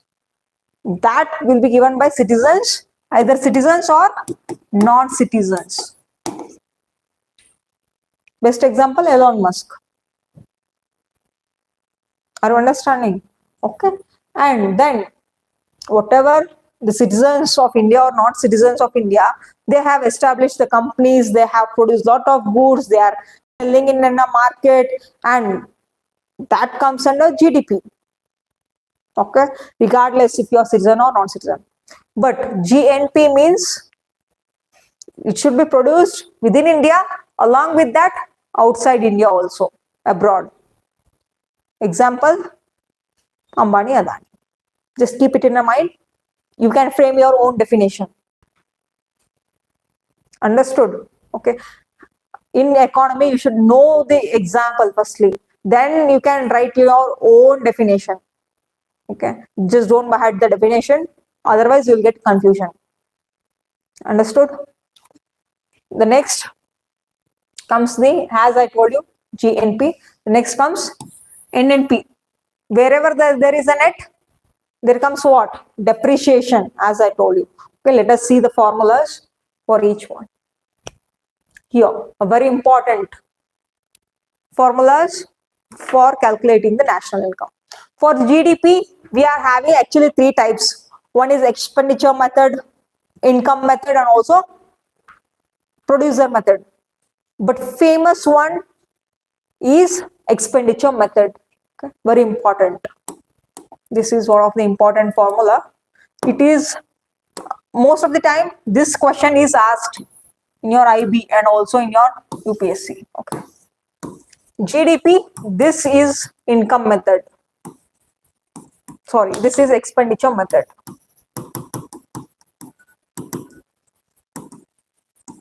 GDP is calculated in three types. One is producer method or expenditure method or income method. A very apt one for your syllabus, very important one is expenditure method. Okay, the expenditure method, the formula is C plus I plus G plus X minus M. What is C means? C means consumption. C stands for consumption. C stands for consumption plus I stands for investment. Investment plus G stands for government spending plus X minus M stands for export, M stands for import. This is the formula of GDP. Very important one for your exam purpose.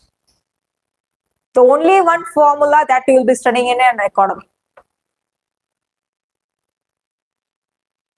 C plus I plus G plus X minus M.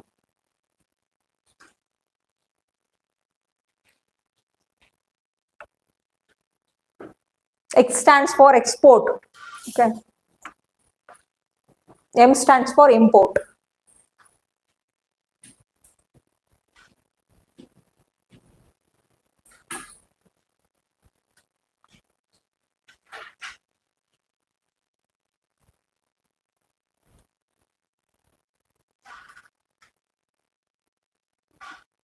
The other producer method and also income method, that formula is not much important for IB exam. Okay. Next comes NDP. Just concentrate here. Wherever N comes, what you should write? Depreciation. Okay. See here. This is GDP. This is NDP. This is gross. This is net. Write down domestic product, domestic DP the same. Wherever N comes, what you should write? It should be minus with the GDP. GDP minus depreciation. Depreciation means wear and tear.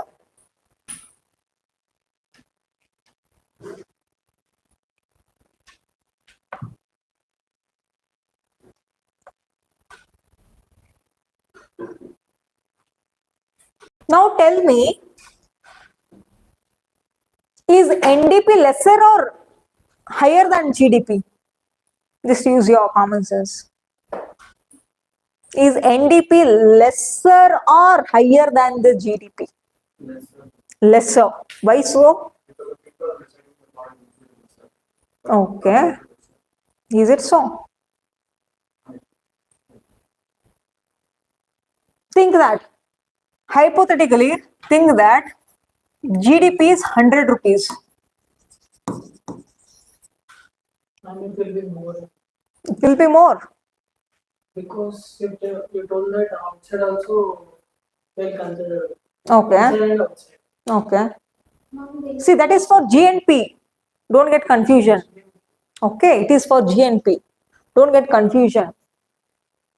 The GDP is goods and services produced inside India, within India itself. Think that it is 100 rupees only. Okay. It is in trillion. I don't want to just tell in a complicated manner. Okay, I'm just telling you in easy manner. Think that the GDP is 100 rupees of India. Okay. Now, just write down 100 rupees minus depreciation, wear and tear. it will be more. It will be more. Yes. How so? Wear and tear means lesser. Depreciation means what? It is having less value. As I told you, the mobile phone, iPhone, it costed 1,25,000. If you wanted to sell it in a upcoming month or upcoming year, the cost will be higher or lesser? Yes. When you wanted to sell that, it will be at lesser price itself. Then depreciation means lesser. If you minus at least 1 rupee here, what it will become? Then NDP is lesser than GDP. Depreciation means wear and tear.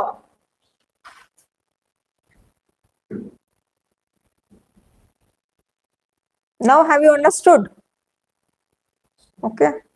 Goods. GDP means goods and services that should be produced within India. Different types of goods, whatever you produce, the next year, will it lose its price or will it increase its price? It will be lesser. That is why you should minus that. Not only the phone, car, bike, fan, Yes. okay, everything. It will be having its own expiry date. Fan will be having for 5 to 10 years only. Okay, air conditioner. Heavy vehicle goods only for 5 to 10 years. Car for 10 years. Heavy vehicle goods 5 years only. House. Is house comes on depreciation or appreciation? Appreciation. Depreciation.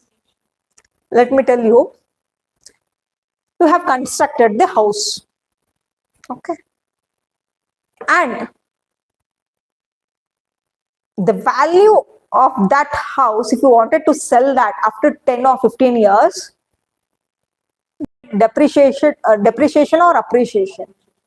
Appreciation. Why? Because Land. the market value, there is a huge demand in that area. Based on the demand, it is been increased. But the quality of the house, what it will become? It will depreciate. The quality of the house will get depreciate. But the land of that area, I mean the demand of that locality, as it is increasing, price of that plot is appreciated, but the value of that house, whatever the quality of the house, is it getting decreased or not? Ma'am, land is appreciation, house is depreciation. House is not called as depreciation also, it is based on a demand. Okay, if that house is located, if that house is established in a premier locality, then it will get appreciated. What I am telling is only the quality of the house. I am specifically mentioning what is the quality of the house. Will it get decreased or not? Once you establish once you just build one new house, after 20 years, will it have the same good quality when you have constructed that house, or it is getting decreased? Decrease. Quality is decreasing. Just don't think in a very in-depth manner that the cost will be huge. That is why, because of the demand in that locality, whatever you have just constructed that house. Are you understanding? Only the quality of that house that will be getting depreciated. Understood? After 70 years, after 50 or 70 years, that building will get collapsed. Wall will get it will get crack or not. That is called as depreciation. Quality of the house will get decreased. Understood? Okay. See here, as I told you, the national income is calculated only in terms of GDP. It is not calculated in terms of NDP. Why? Because in India, the depreciation is more than the developed countries. Let me give one example. If you purchase a car in 2025, if you wanted to sell that after 3 years, okay, will the cost will get, when you are selling that car, if you purchase that car for 20 lakh rupees, after 3 years, what is the cost of that car? 15 or 12 lakh rupees.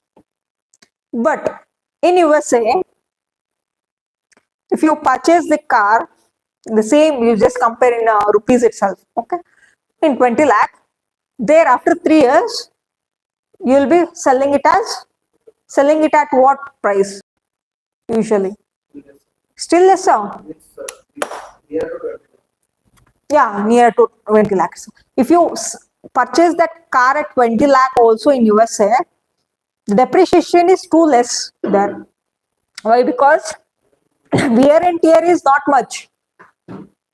You will be selling it at 17 lakh or 15 lakh itself, as you compare with the Indian car.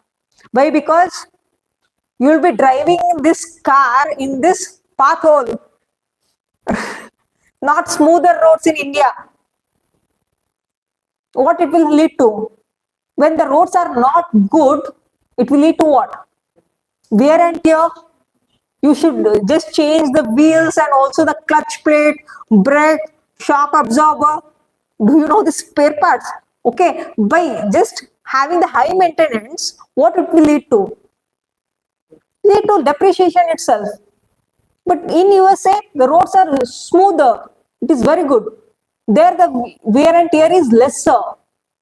That is why we don't compare the national income in terms of GDP, sorry, NDP. Why? Because in India, depreciation is huge.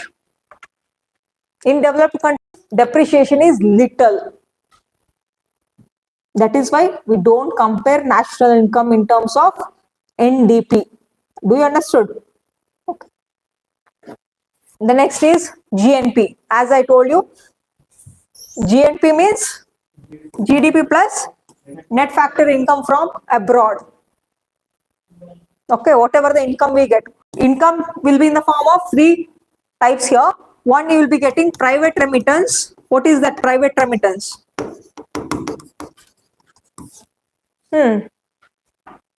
Private remittance means if any NRI or OCI. NRI means non-residents of India. Or are they still the citizens, or they might be Foreign citizen. What is the difference between OCA and NRI? OCA are the business purpose. Okay. See, non-resident Indian means some of our student Indian citizens, they will just go for the abroad. There they wanted to do the masters or they wanted to work. Okay. Once they do the master, what they will do? They will just settle over there and they will do the job. Okay. While earning, they will send the money for whom? For the family who is residing in India. That is called as private remittance. Remittance means the money is coming from other country to the India. That is called as private remittance here. Is it helpful for the India or not? That money is helpful for India or not? It is helpful. What they will do with that money? They will invest that money in India.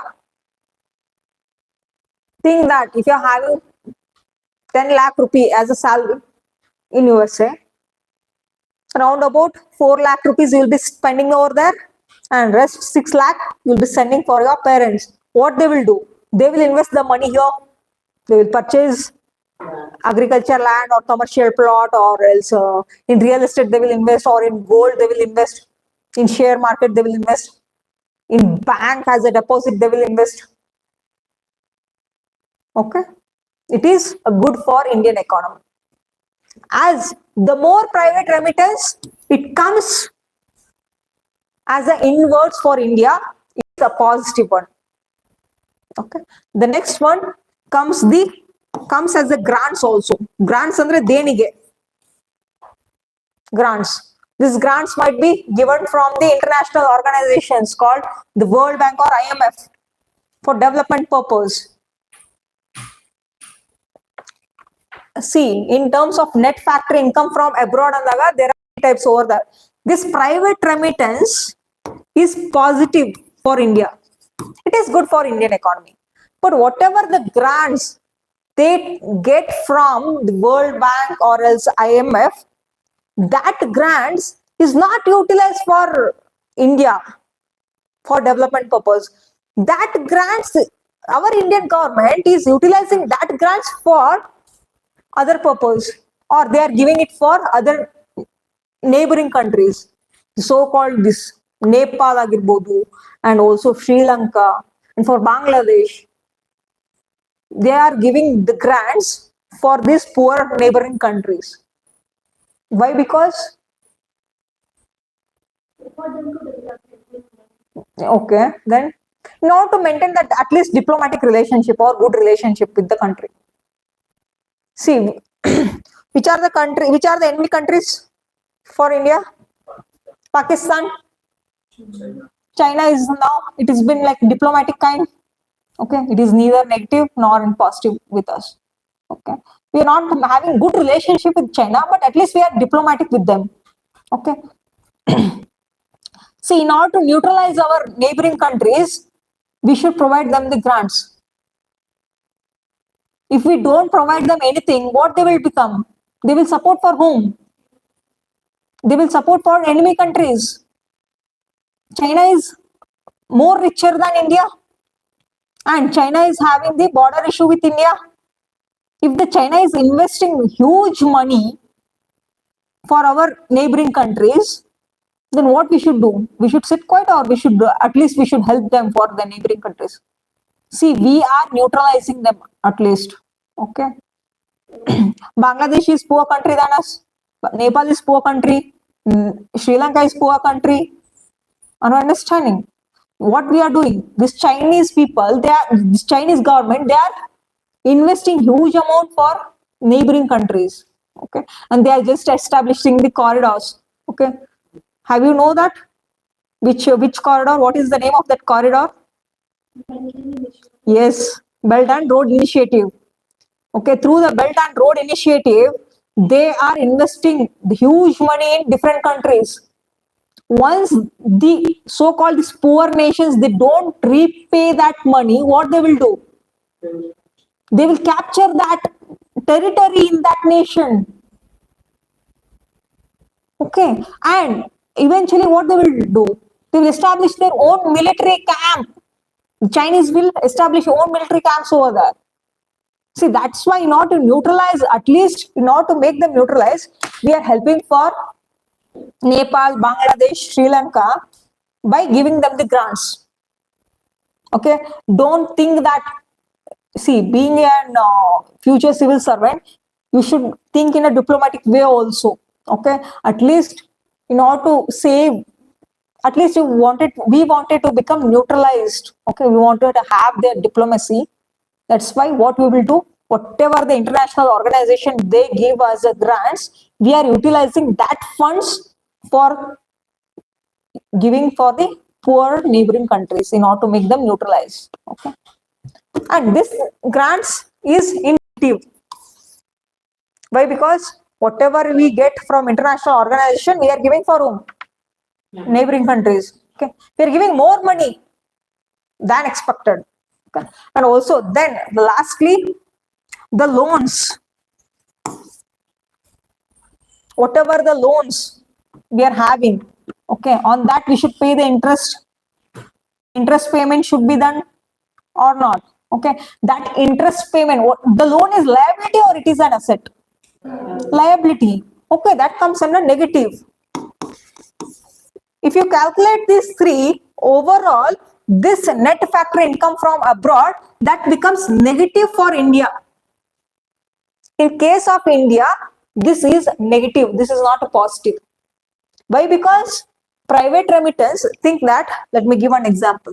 Private remittance, if it is 100 rupees, grants, if it is 80 rupees, and loans, if it is, okay, 120 rupees, then just sum all this 100 minus 80. It is not plus. Why? Grants are in negative. We are providing more grants what we have got from international organization.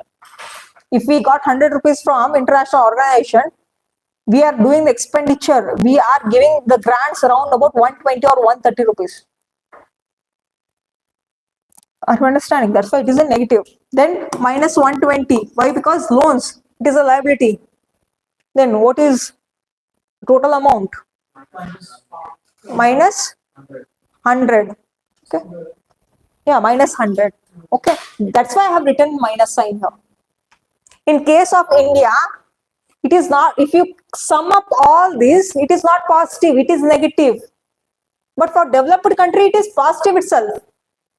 For USA, the formula is positive, but for India specifically, it is negative. Have you understood this? This might be your question also. Why? Because if they give an option, what is the formula of GNP in case of India? If they specifically mention for India, it is negative. This formula is negative, not positive. In case of only developed country, it is positive. Understood? Okay. Just write down that. In case of India, it is GNP equal to GDP minus net factor income from abroad.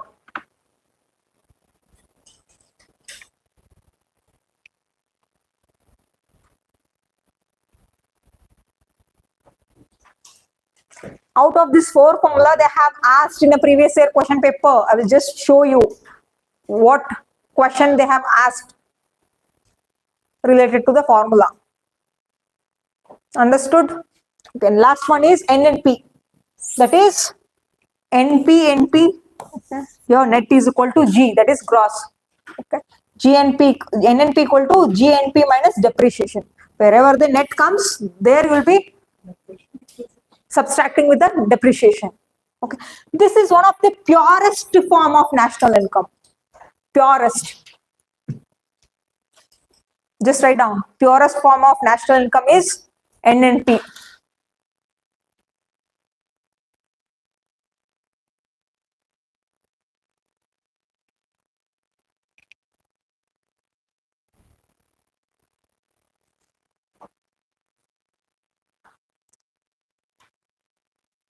See, if we calculate for this, our rank will be low.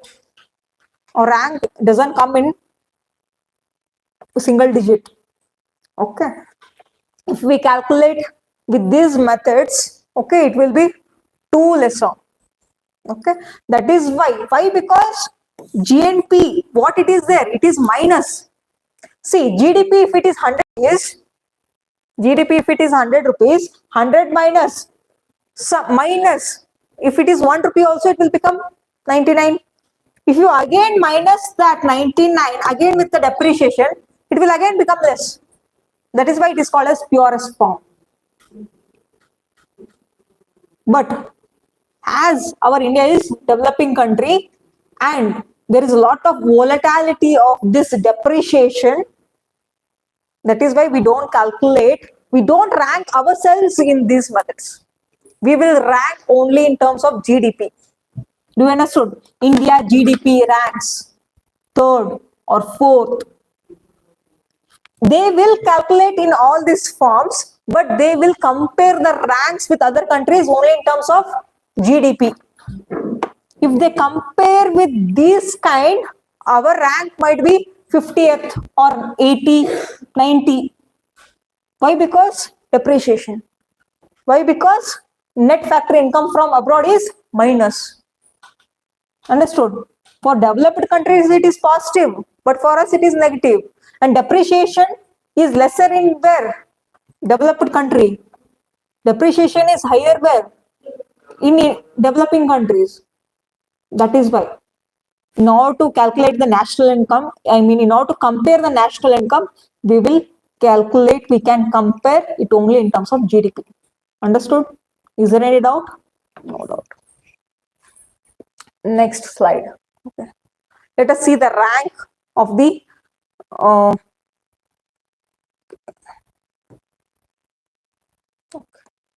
let us see the rank. Firstly, we should know what is nominal GDP and also real GDP as well. Let us see the definition of nominal GDP. As we have discussed regarding the GDP. Now we should know what is nominal and real GDP. Okay. Along with that, firstly, you should know the meaning of base year actually. Base year.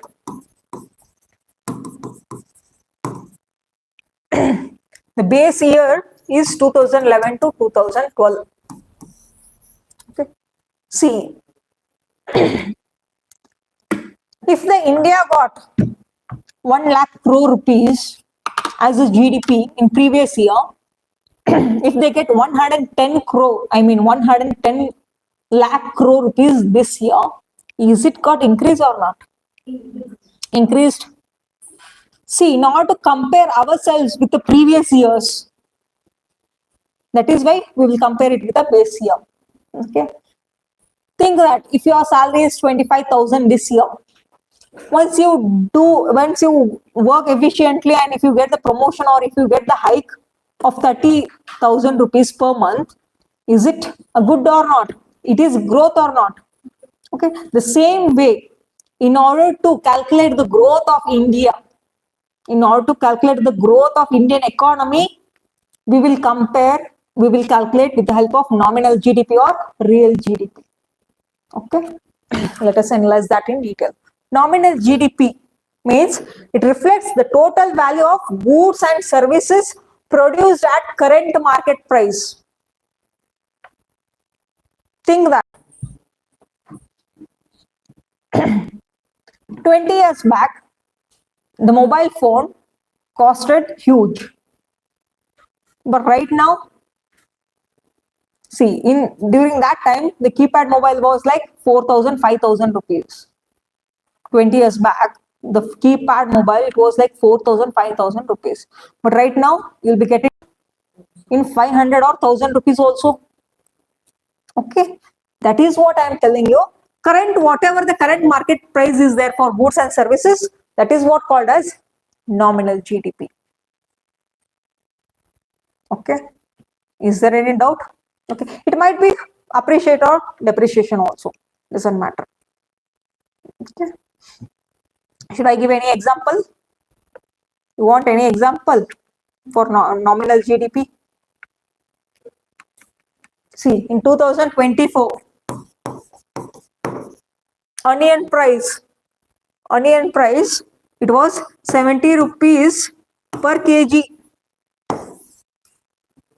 Okay, in 2025, now the onion price is 30 rupees per kg.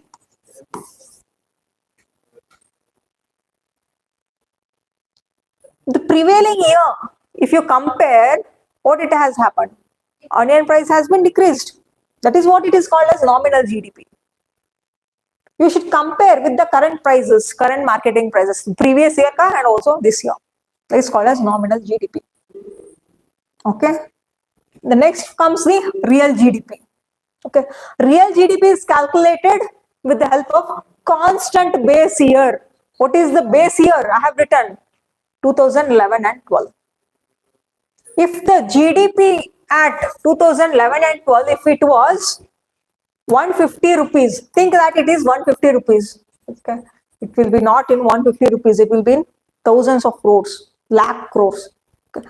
If it is 150 rupees, in 2025, if the GDP is increased to 200 rupees, okay, it has been increased or not? Increased, or it might be decreased also. We should compare this current GDP with the base year, that is called as real GDP. Why this specifically given 2011 and 12? Do anyone know? Okay, then see, base year is calculated and it is given not based on census year. It will be specifically given not every 10 years. In that year, there should be no drought, no famine. It should have a good economy. Okay, there should not be inflation. Inflation means price rise of goods. If the price is too much high, GDP will obviously go high. If the onion price is 70 rupees, okay, and what our GDP will become? It is a good, the onion is goods. If it is per kg, it is 70 rupees, GDP will automatically, it will get increased. National income will automatically get increased. But it is burden for whom? Consumers. Are you understanding? But if the onion price is less, GDP will be, obviously it will become less while you are calculating. As onion is goods, comes under goods. Understood? Okay. See here. Base year means, I mean real GDP means we will compare that with the base year. In base year, how they will calculate or how they will utilize it as a base year is that there should be no drought, there should be no famine, there should be no flood during that year, and the India's GDP or India's economy should be grown very efficiently without inflation. Then it is called as base year. They have fixed that year, specific year as a base year because there was a good growth in India during that time. Understood? Is there any doubt? Now they wanted to just revise this. Okay, but currently it is 2011 and 12. They wanted to review and they wanted to change that base year also, but still the report it is not being just implemented. 2021-22 ಅಂತ ಮಾಡ್ಬೇಕಂತೇಳಿ they are planning, but during that time it was COVID. Okay, during COVID time most of the companies and factories were shut down because they didn't produce much goods. If they didn't produce much goods, then it is not calculated in GDP at all. Are you understanding? If the production is too high, then only GDP will get increased. If the supply of goods and services is too much, then GDP of that country will get increased. If the supply is lesser, then it is very difficult to bring the growth in the economy. Okay? If you manufacture 100 phones in that specific year, what you will do? You wanted to increase the supply or not? Once you increase the supply by being a producer, what you will do? What you will get? You will get more profits. If you get more profit, what you should do? You will pay the taxes for the government, and that tax will be utilized by the government in order to give the infrastructure and the schemes and policies for the public. and the economy will grow. That is what. Okay. Is there any doubt here in this definition? Real GDP means you should compare it with the base year. 2025 GDP should be compared with which year? 2011 and 12 base year. That is called as real GDP. Nominal GDP means with the prevailing year. 2024, 2025. You can compare it. Is there any doubt? No doubt. Have you written this base year? 2011 and 12? No, it is base year for what center? Base year for GDP. The base year for GDP is 2011 and 12.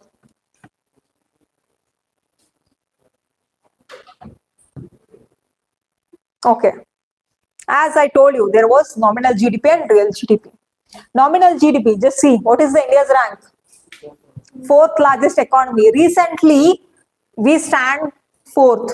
Okay. We have just backed out this Japan. Japan was actually fourth one. Okay. And within few trillion dollars, see, what is that? 4.19. Japan is standing in a fifth place by having 4.18. Not much huge money is having the difference here. Okay. And if you compare this in terms of nominal GDP, India is standing in fourth place throughout the world. Okay. And in terms of PPP, it is standing third place. Let us see what is this PPP. Okay. PPP means it is having two kinds of definition. One is public-private partnership. Another one is purchasing power parity. Here in this chapter, you will be studying regarding purchasing power parity. Purchasing power parity means the basket of goods. There will be a set of basket of goods. Okay.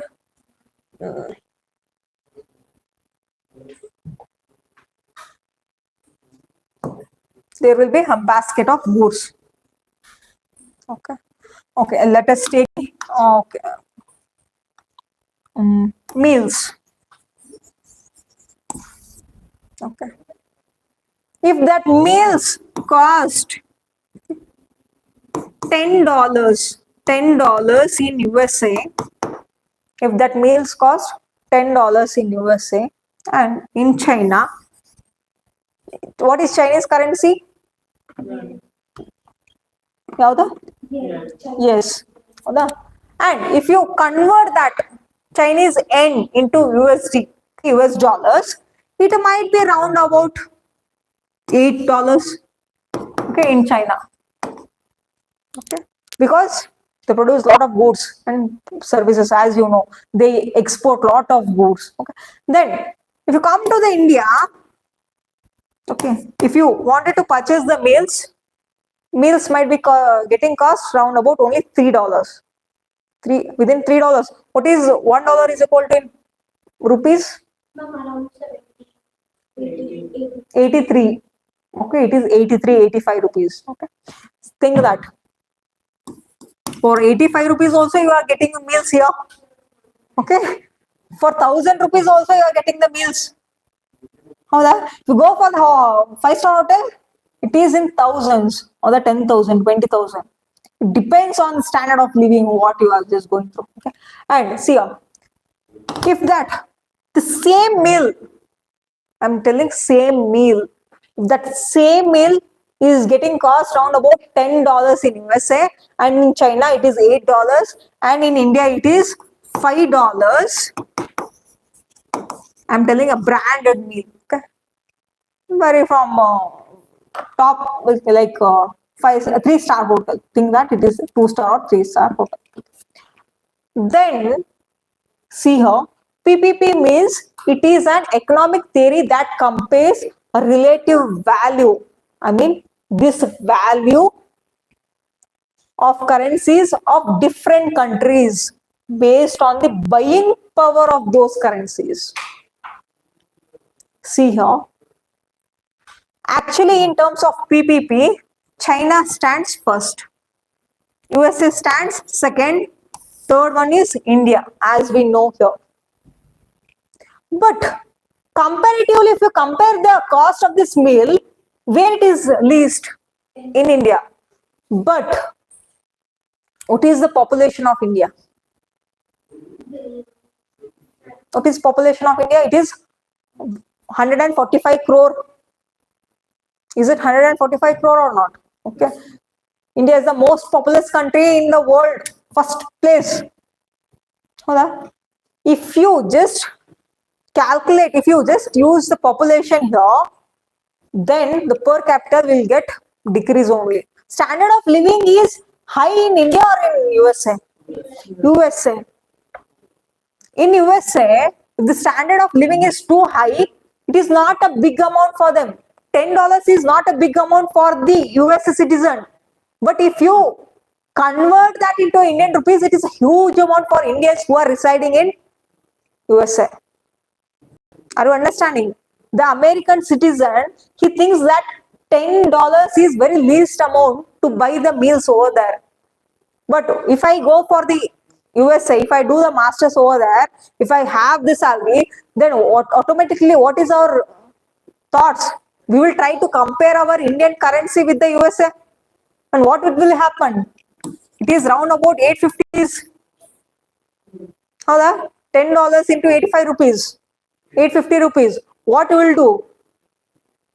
You will think twice now to purchase that meal or not. Why? Because you start to compare with the Indian rupee.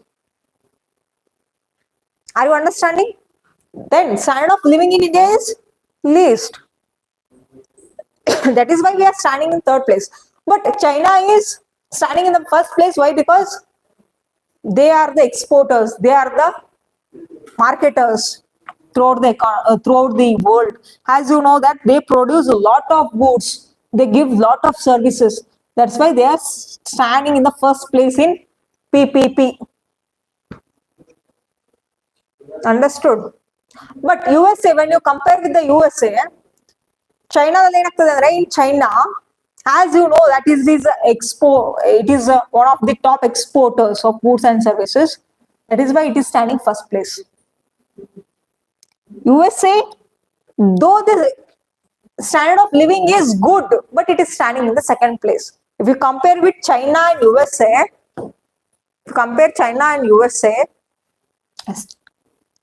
standard of living is good in USA, but cheap, whatever the least amount for quality goods, whatever they give, it is top. That's why it is standing first place. Chinese products are having good quality also. See, based on the cost only, the quality is depending. Or based on the quality of that goods, the cost is depending. But if you compare the quality, if the same quality is having over here, same quality of meals, if you purchase over here, China is standing first place. Why? Because they export a lot of goods and services. And compared to the USA, why it is coming in second is that here they are not producing lot of goods, they are not producing lot of services in USA. But the standard of living is good. Why? Because population is less than India. Population is 10 times lesser than India.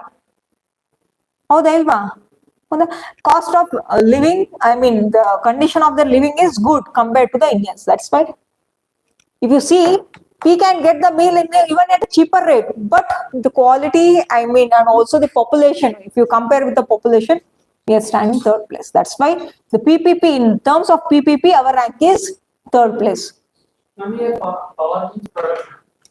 Purchasing power parity. See here, the power of these countries in order to purchase the basket of goods. Okay, whatever the basket of goods, the same goods. If you compare that price with the different nation, okay, then you will get the PPP. Purchasing capacity of that different countries. There are some goods. Yes, there are same goods. Okay, think it is a coffee. Starbucks. Most of the USA people can afford this Starbucks. Indians, only the rich people or upper middle class people, they can afford this Starbucks coffee. Do the poor people go and have the Starbucks? No. Their living condition is, standard of living is lesser in India. Are you understanding? I'm telling same products. They have already given relative value of currencies of different countries based on the buying power of those currency, means same basket of goods, same brand car. Are you understanding? The standard of living in USA is good. It is increased compared to the India. Indian people can't afford this. Every Indian can't afford this Starbucks coffee. Are you understanding? Why? Because standard of living is lesser here. They will afford.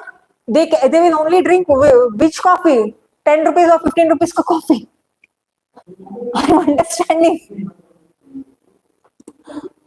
Every people, they don't afford. They can't purchase Starbucks here. Yeah. That is why purchasing power parity means purchasing power of these countries. That is what it is called. Now, is there any doubt? No doubt. Standard of living is way much better in USA than India. Another doubt? In that definition itself, in that abbreviation itself, I mean, in that full form itself, it is having the definition. It is a purchasing power. Parity means comparing. Okay.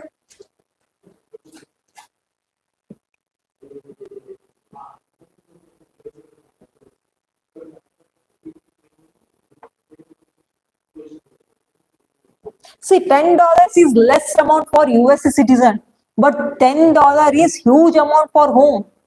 India people. They can't afford that much of costly meals. 850 rupees costly meals, they can't afford much. They will think twice or thrice, or not. They will think twice or thrice in order to purchase that meal. But those US citizens, they don't think much. Are you understanding? Okay. Next.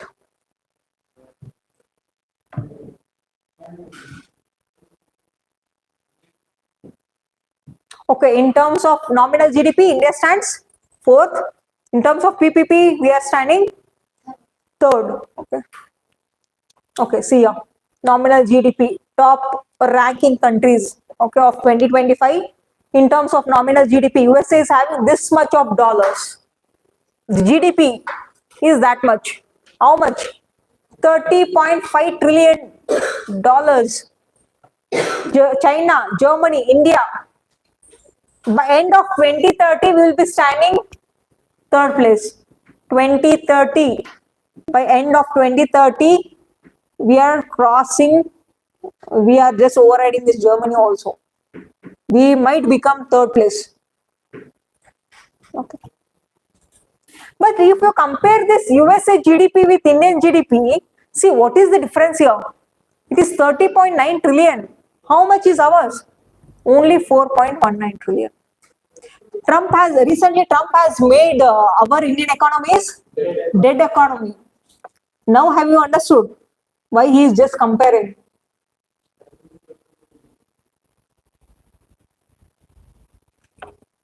Then at PPP, which stands first? China, next USA, next India. Is there any doubt?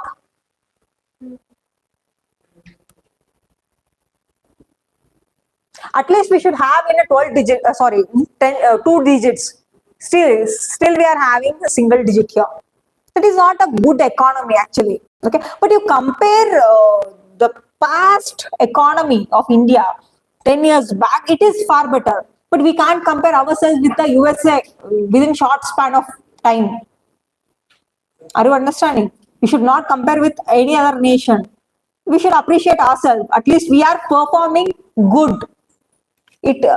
See, previously it was 3.9. We have increased it for 4.19. We should be proud about ourselves. We can't increase 10 times higher or at least 2 times also higher within short period of time. Are you understanding? Okay. The next. Okay. The next comes the GSDP. As we know, GDP means it is for national level. For state level also, we are having GSDP. S stands for state. Gross state domestic product. gross state domestic product.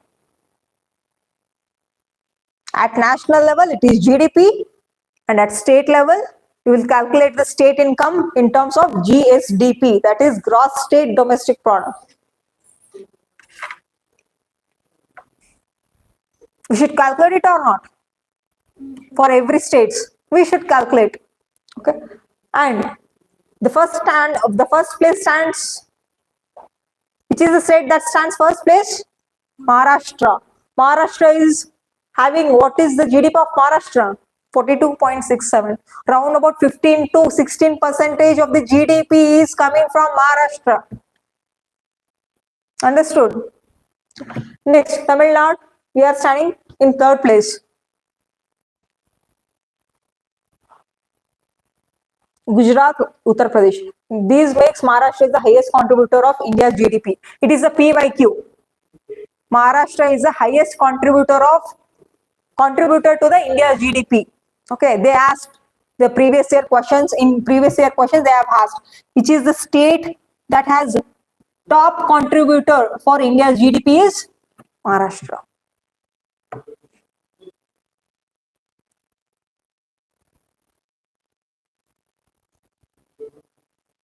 You should know why the GSDP is higher there. Why the GSDP is higher? Okay, then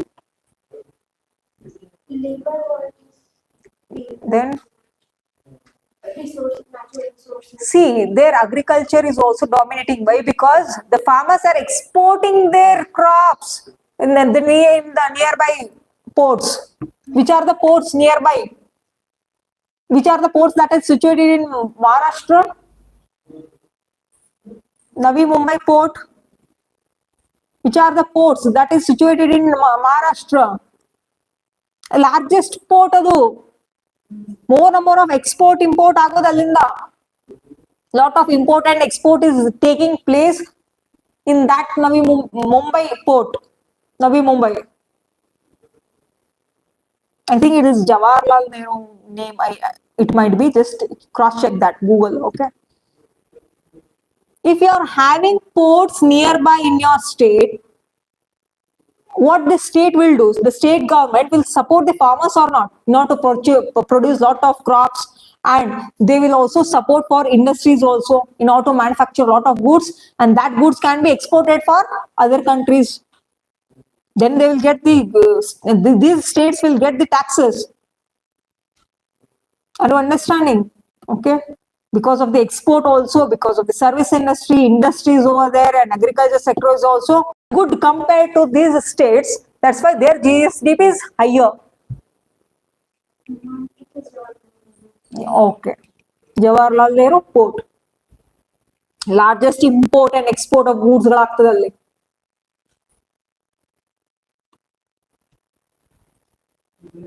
Are you understanding these concepts? Okay. Just don't write this one. Okay. Anyway, I will send that PDF. Okay. Next. Okay. Let us see what is GVA. Okay. Gross value added. Okay.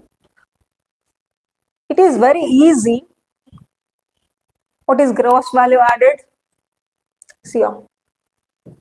GVA is equal, GDP is equal to sum of GVA.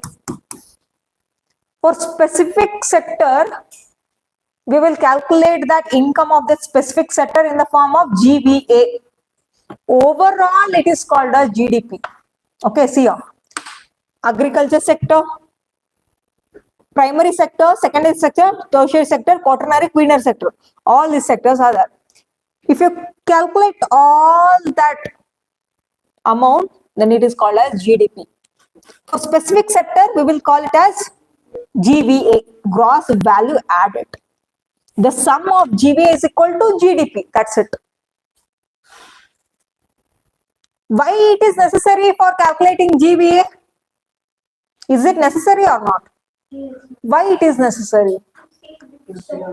Yes, to see which sector is growing. It is in a growth or it is degrowth. Okay, if that agriculture sector is not performing good this year, what our government will do? It will take action. It will bring new policy, new schemes for the farmers.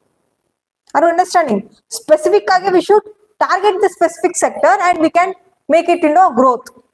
That is why we need GVA in order to calculate in a specific sector. Okay. See, a definition is GVA equal to output minus intermediate consumption. Okay. That it reflects the value added at each production stage and is a key component of deriving GDP. Okay. And just write down this much. GDP equal to sum of GVA. That's it.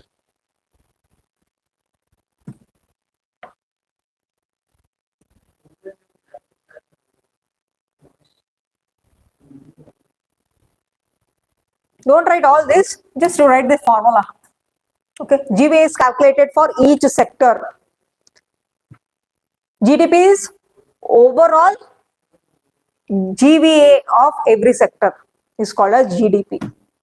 Overall, agriculture plus, the primary sector plus secondary sector plus tertiary sector along with quaternary, quinary, every sector, if we calculate, if we sum that, it's called as GDP. Okay.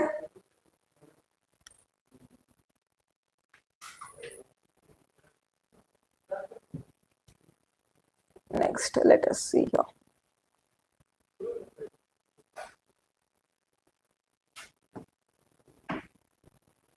See, gross value added by sector 2024-2025 recent data, that is published by which department, which ministry? Ministry of Statistics and Program Implementation. I'm telling that ministry will publish the GVA. Okay, primary sector, just don't write, concentrate here. From primary sector, agriculture. See, primary sector is inclusion of agriculture, forestry, fishing, mining, everything. See here, let me give you the clarification. Don't get confusion. Mining comes under primary sector and also secondary sector. If you extract ore and mineral which is in impure form, we do the exploitation of natural resources or which you exploit the land, that impure ore or else that mineral, that mining comes under primary sector. If that ore or mineral or that crude oil, if it is sent for a industry for making it to a finished goods or for purifying that, for refining that, then that mining comes under secondary sector. Are you understanding? Primary, at the first stage, whatever the raw material you extract, whatever the exploitation of land they do, that comes under, this mining comes under primary sector. Mining comes in both, but majority it is in option. If they give you, comes under primary sector, choose that. If they didn't mention primary sector, if they have mentioned secondary sector, keep it in that sector. Okay, choose that manufacturing sector. I don't understand, but majority of the time the mining comes under primary sector itself. Don't get confusion. Okay, whatever the impure form of that raw material we extracted to the terms of mining, that comes under primary sector. See here, what is the GVA? 19.7% of the nominal GVA. 19% of the income is getting from agriculture sector. Growth is this much of percentage. It is 4.44%. Okay. Secondary sector. How the growth is compared? See, what is real? Real means what? It is a base year. 2011 and 12 ka agriculture sector, that was just compared with 2024-2025 financial year. Are you understanding? 2011, 12, 11 and 12, that agriculture sector growth is compared with this year. And that growth is 4.44. Okay. Next, secondary sector. What is the GVA? 25.3%. Means 25% of the income we are getting from secondary sector. Are you understanding? Secondary sector, that comes manufacturing or industries and also construction. That all comes under real estate. That comes under secondary sector. Construction of building comes under secondary sector. Okay. Next, what is the growth? 6.1%. Last comes the tertiary sector. This is the highest sector that we are getting the income for our nation. That is why India is called as service-based sector. Why? Because more than half of the GDP, GVA, we are getting from the service sector itself. What is that? 55%. Out of 100 rupees, 55 rupees income we are getting from service sector, the so-called IT professional, IT services, whatever we provide, education, hospitals, tourism, everything. Okay, more than half of the income we are getting from the service sector. Understood? Least is primary sector, that is agriculture. We are not getting much income from agriculture sector. For India, we are getting that amount, that huge money, majorly from service sector. It is 55%. If you can just calculate in 100 rupees, 55 rupees we are getting from service sector. Are you understanding now? Okay. Then what is the growth? 7.2. Is there any doubt? Doubt.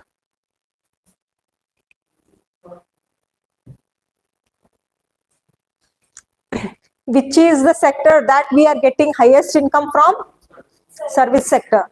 Least income we are getting from primary sector. Highest employment opportunity is given from which sector? Highest employment opportunity. Highest. Which sector is giving highest employment opportunity? No, it is agriculture sector. Most of the Indians are working in agriculture sector. Round about 49 to 50% of the people. 49 to 50% of the people, they are working in agriculture sector. During independence, 95% of the people were dependent on agriculture sector. During that time, have you seen this kind of IT, hotels, transport and banking during that time? It was established 30 or 20 years back itself. The IT boom was been happened in 2000 time, 2000 to 2005 time. Then we are getting a lot of income from the IT sector, that is service sector. Majority of the Indians, they are agriculturists. Okay, round about 50 to 55% of the people are employed in agriculture sector. Agriculture sector is one of the unorganized sector in India. Highest unorganized sector yaudu? Agriculture sector itself. What is meant by unorganized sector? What is organized and unorganized sector? There is no proper. Yes, there is no proper fixed salary for farmers. Have you seen? No. Once after the harvest, after they sell the crops, they will get the income. It might be a loss or it might be a profit for him. Is there any monthly fixed salary for the farmers? No. That is why it is called as unorganized sector. The laborers who are working in construction company and the farmers, all that comes under unorganized sector. IT professional, banking employees, the service sector based, they are getting proper monthly salary. That is comes under organized sector. Are they getting the fixed salary or not? These people. That is why it is called as unorganized sector. Okay. And least employment is there in this tertiary sector. See, it is vice versa. Don't get confusion. Highest,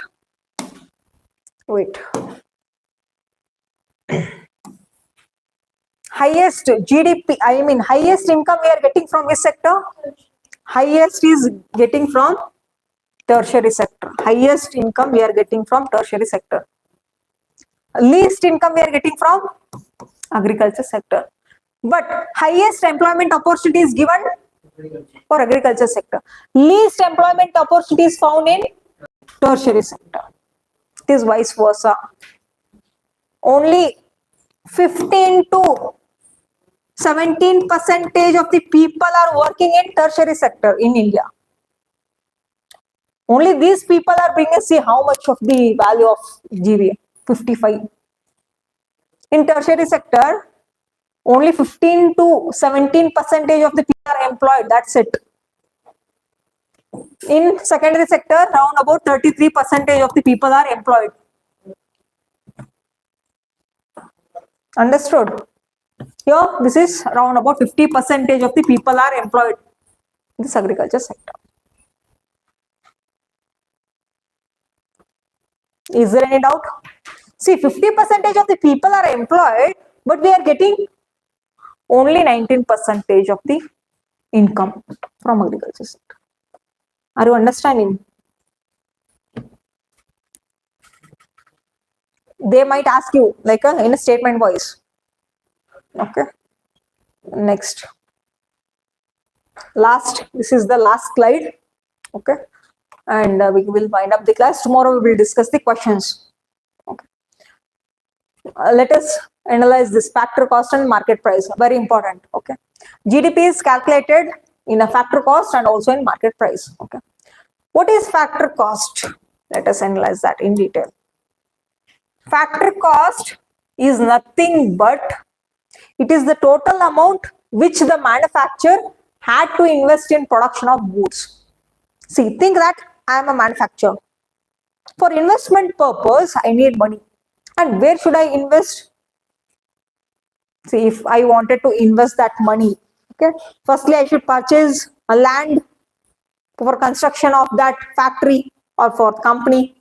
Then if there is no land, I at least I should get a rent. That building should I get in rent form, and also I should hire the laborers.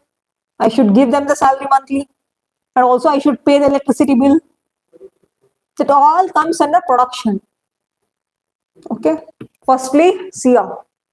For producing the goods, we need land, laborers, machines, electricity. That all should be incurred by whom? Manufacturer. Okay, that is what called as it is a factor cost. Okay, and this market price means inclusion of taxes. Where you will purchase the goods? In a market. While you are purchasing the goods, you will pay the GST or not? GST is a tax here, indirect tax. Let me explain that in detail in tax chapter. See, for factor cost, what is the definition? For market price, it is the price at which a product is sold in the market. Okay. See, if that pen cost, if that pen is 5 rupees at the factor cost. See, if that manufacturer has been produced that pen at 5 rupees, then what this manufacturer will do? He wanted to sell it in a market. What he will do? See, firstly, manufacture the cost of the production. Cost of production of one pen is 5 rupees. And this manufacturer will sell for whom? Wholesalers. By keeping the margin at least 1 or 2 rupees. For wholesaler, at what price he will sell that pen? 7 rupee. And this wholesaler will sell for whom? Retailers. At what price? 9 rupees. These retailers will sell for whom? Consumers. Okay, consumers. At what price he will sell? He will sell at 9 or what? At least 1 rupee minimum. The margin, price, profit margin he will keep and he will sell for 10 rupees. Now And see here, market price means which a product is sold in market. Cost of production was 5, and when the consumer is purchasing that, it became 10 rupees. Okay, and along with that, it is inclusion of what? It also includes the taxes, GST. But it is excluding what? Government subsidy. Government subsidy is given for whom? Manufacturer. Why the subsidy is given for the manufacturers? Huh? Yes, to produce more goods. See, if I am having 100 crore rupees as an investment, but still I am in need of 30 crore rupees. What I will do? What the government will do? Government, not to promote me, not to support me, it will give the subsidy for me. It will give 15 or 20 crore rupees as a subsidy. What I will do? By utilizing that subsidy, I will increase my production. Once I increase my production, what it will happen? You will sell it in the market. I will get lot of profit. I should pay corporate tax. And along with that, whatever the customers you buy, will also pay the GST. Again, that subsidy will be coming in the form of taxes for the government. Okay, whatever the subsidy have been given by the government, again it will collect that money through the in terms of tax itself. Understood? That is why, see, in market price, what we should exclude? Government subsidy. Government subsidy is given where? In factor cost itself. See here, it has already given, but it includes the subsidies provided to the manufacturer. Here we will include subsidy, not taxes. Taxes is included where? In a market. But you should exclude what? Government subsidy here. Okay, this is what the definition they have given. What is the market price? Cost of factor price means factor cost plus indirect taxes, as it is a market, and we should minus what? Subsidy. Okay, it excludes subsidy. Factor cost means, as it has given, included as a GDP. We should add GDP everywhere. That's it. Understood? If we want the formula of factor cost, what you will write? What is the formula of factor cost? Market price. In factor cost, what we should minus? Subsidy. We should minus subsidies. What we should minus? Taxes. Taxes. We should minus taxes here. We should add what? Subsidies.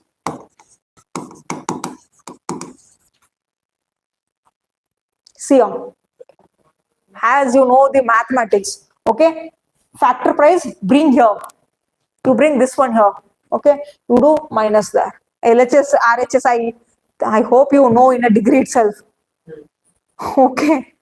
If you want a factor price, okay, keep it here itself. Bring this one there, equal to, and you should minus this. Vice versa. Understood? Now in India, the GDP is calculated as a national income in terms of market price. Firstly, it was factor cost. Firstly, our GDP used to compare in a factor cost. But recently, most of the developed countries, when they started to compare with the market prices, recently in 2015 onwards, our government of India started to compare it in the market price only. Now our GDP, okay, lastly you write down GDP at market price is calculated for comparing with another country. Okay. Previously it was factor cost. Okay. Now recently, 10 years back, our GDP is being compared in terms of market price only. Why? Because customer will purchase from market, not from the manufacturer directly. Are you understanding? Manufacturers, their duty is to only produce the goods. The intermediaries will be wholesalers, retailers. Okay, what the customers will do? They should buy from whom? Retailers. We the public, we are buying directly from factory or from who the retailers? Retailers. That's why we are comparing in a, that's why we will calculate it in a market price itself. For customers, we are purchasing at 10 rupees. Where? From where? Retailers. That's why. Okay. GDP is calculated in a market price. That too a real GDP, not a nominal. Real GDP at market price. Real means base year 2011 and 12. Okay, that one along with the market price. Is there any doubt? This is the end of this chapter. Tomorrow we will discuss the questions. Okay, thank you.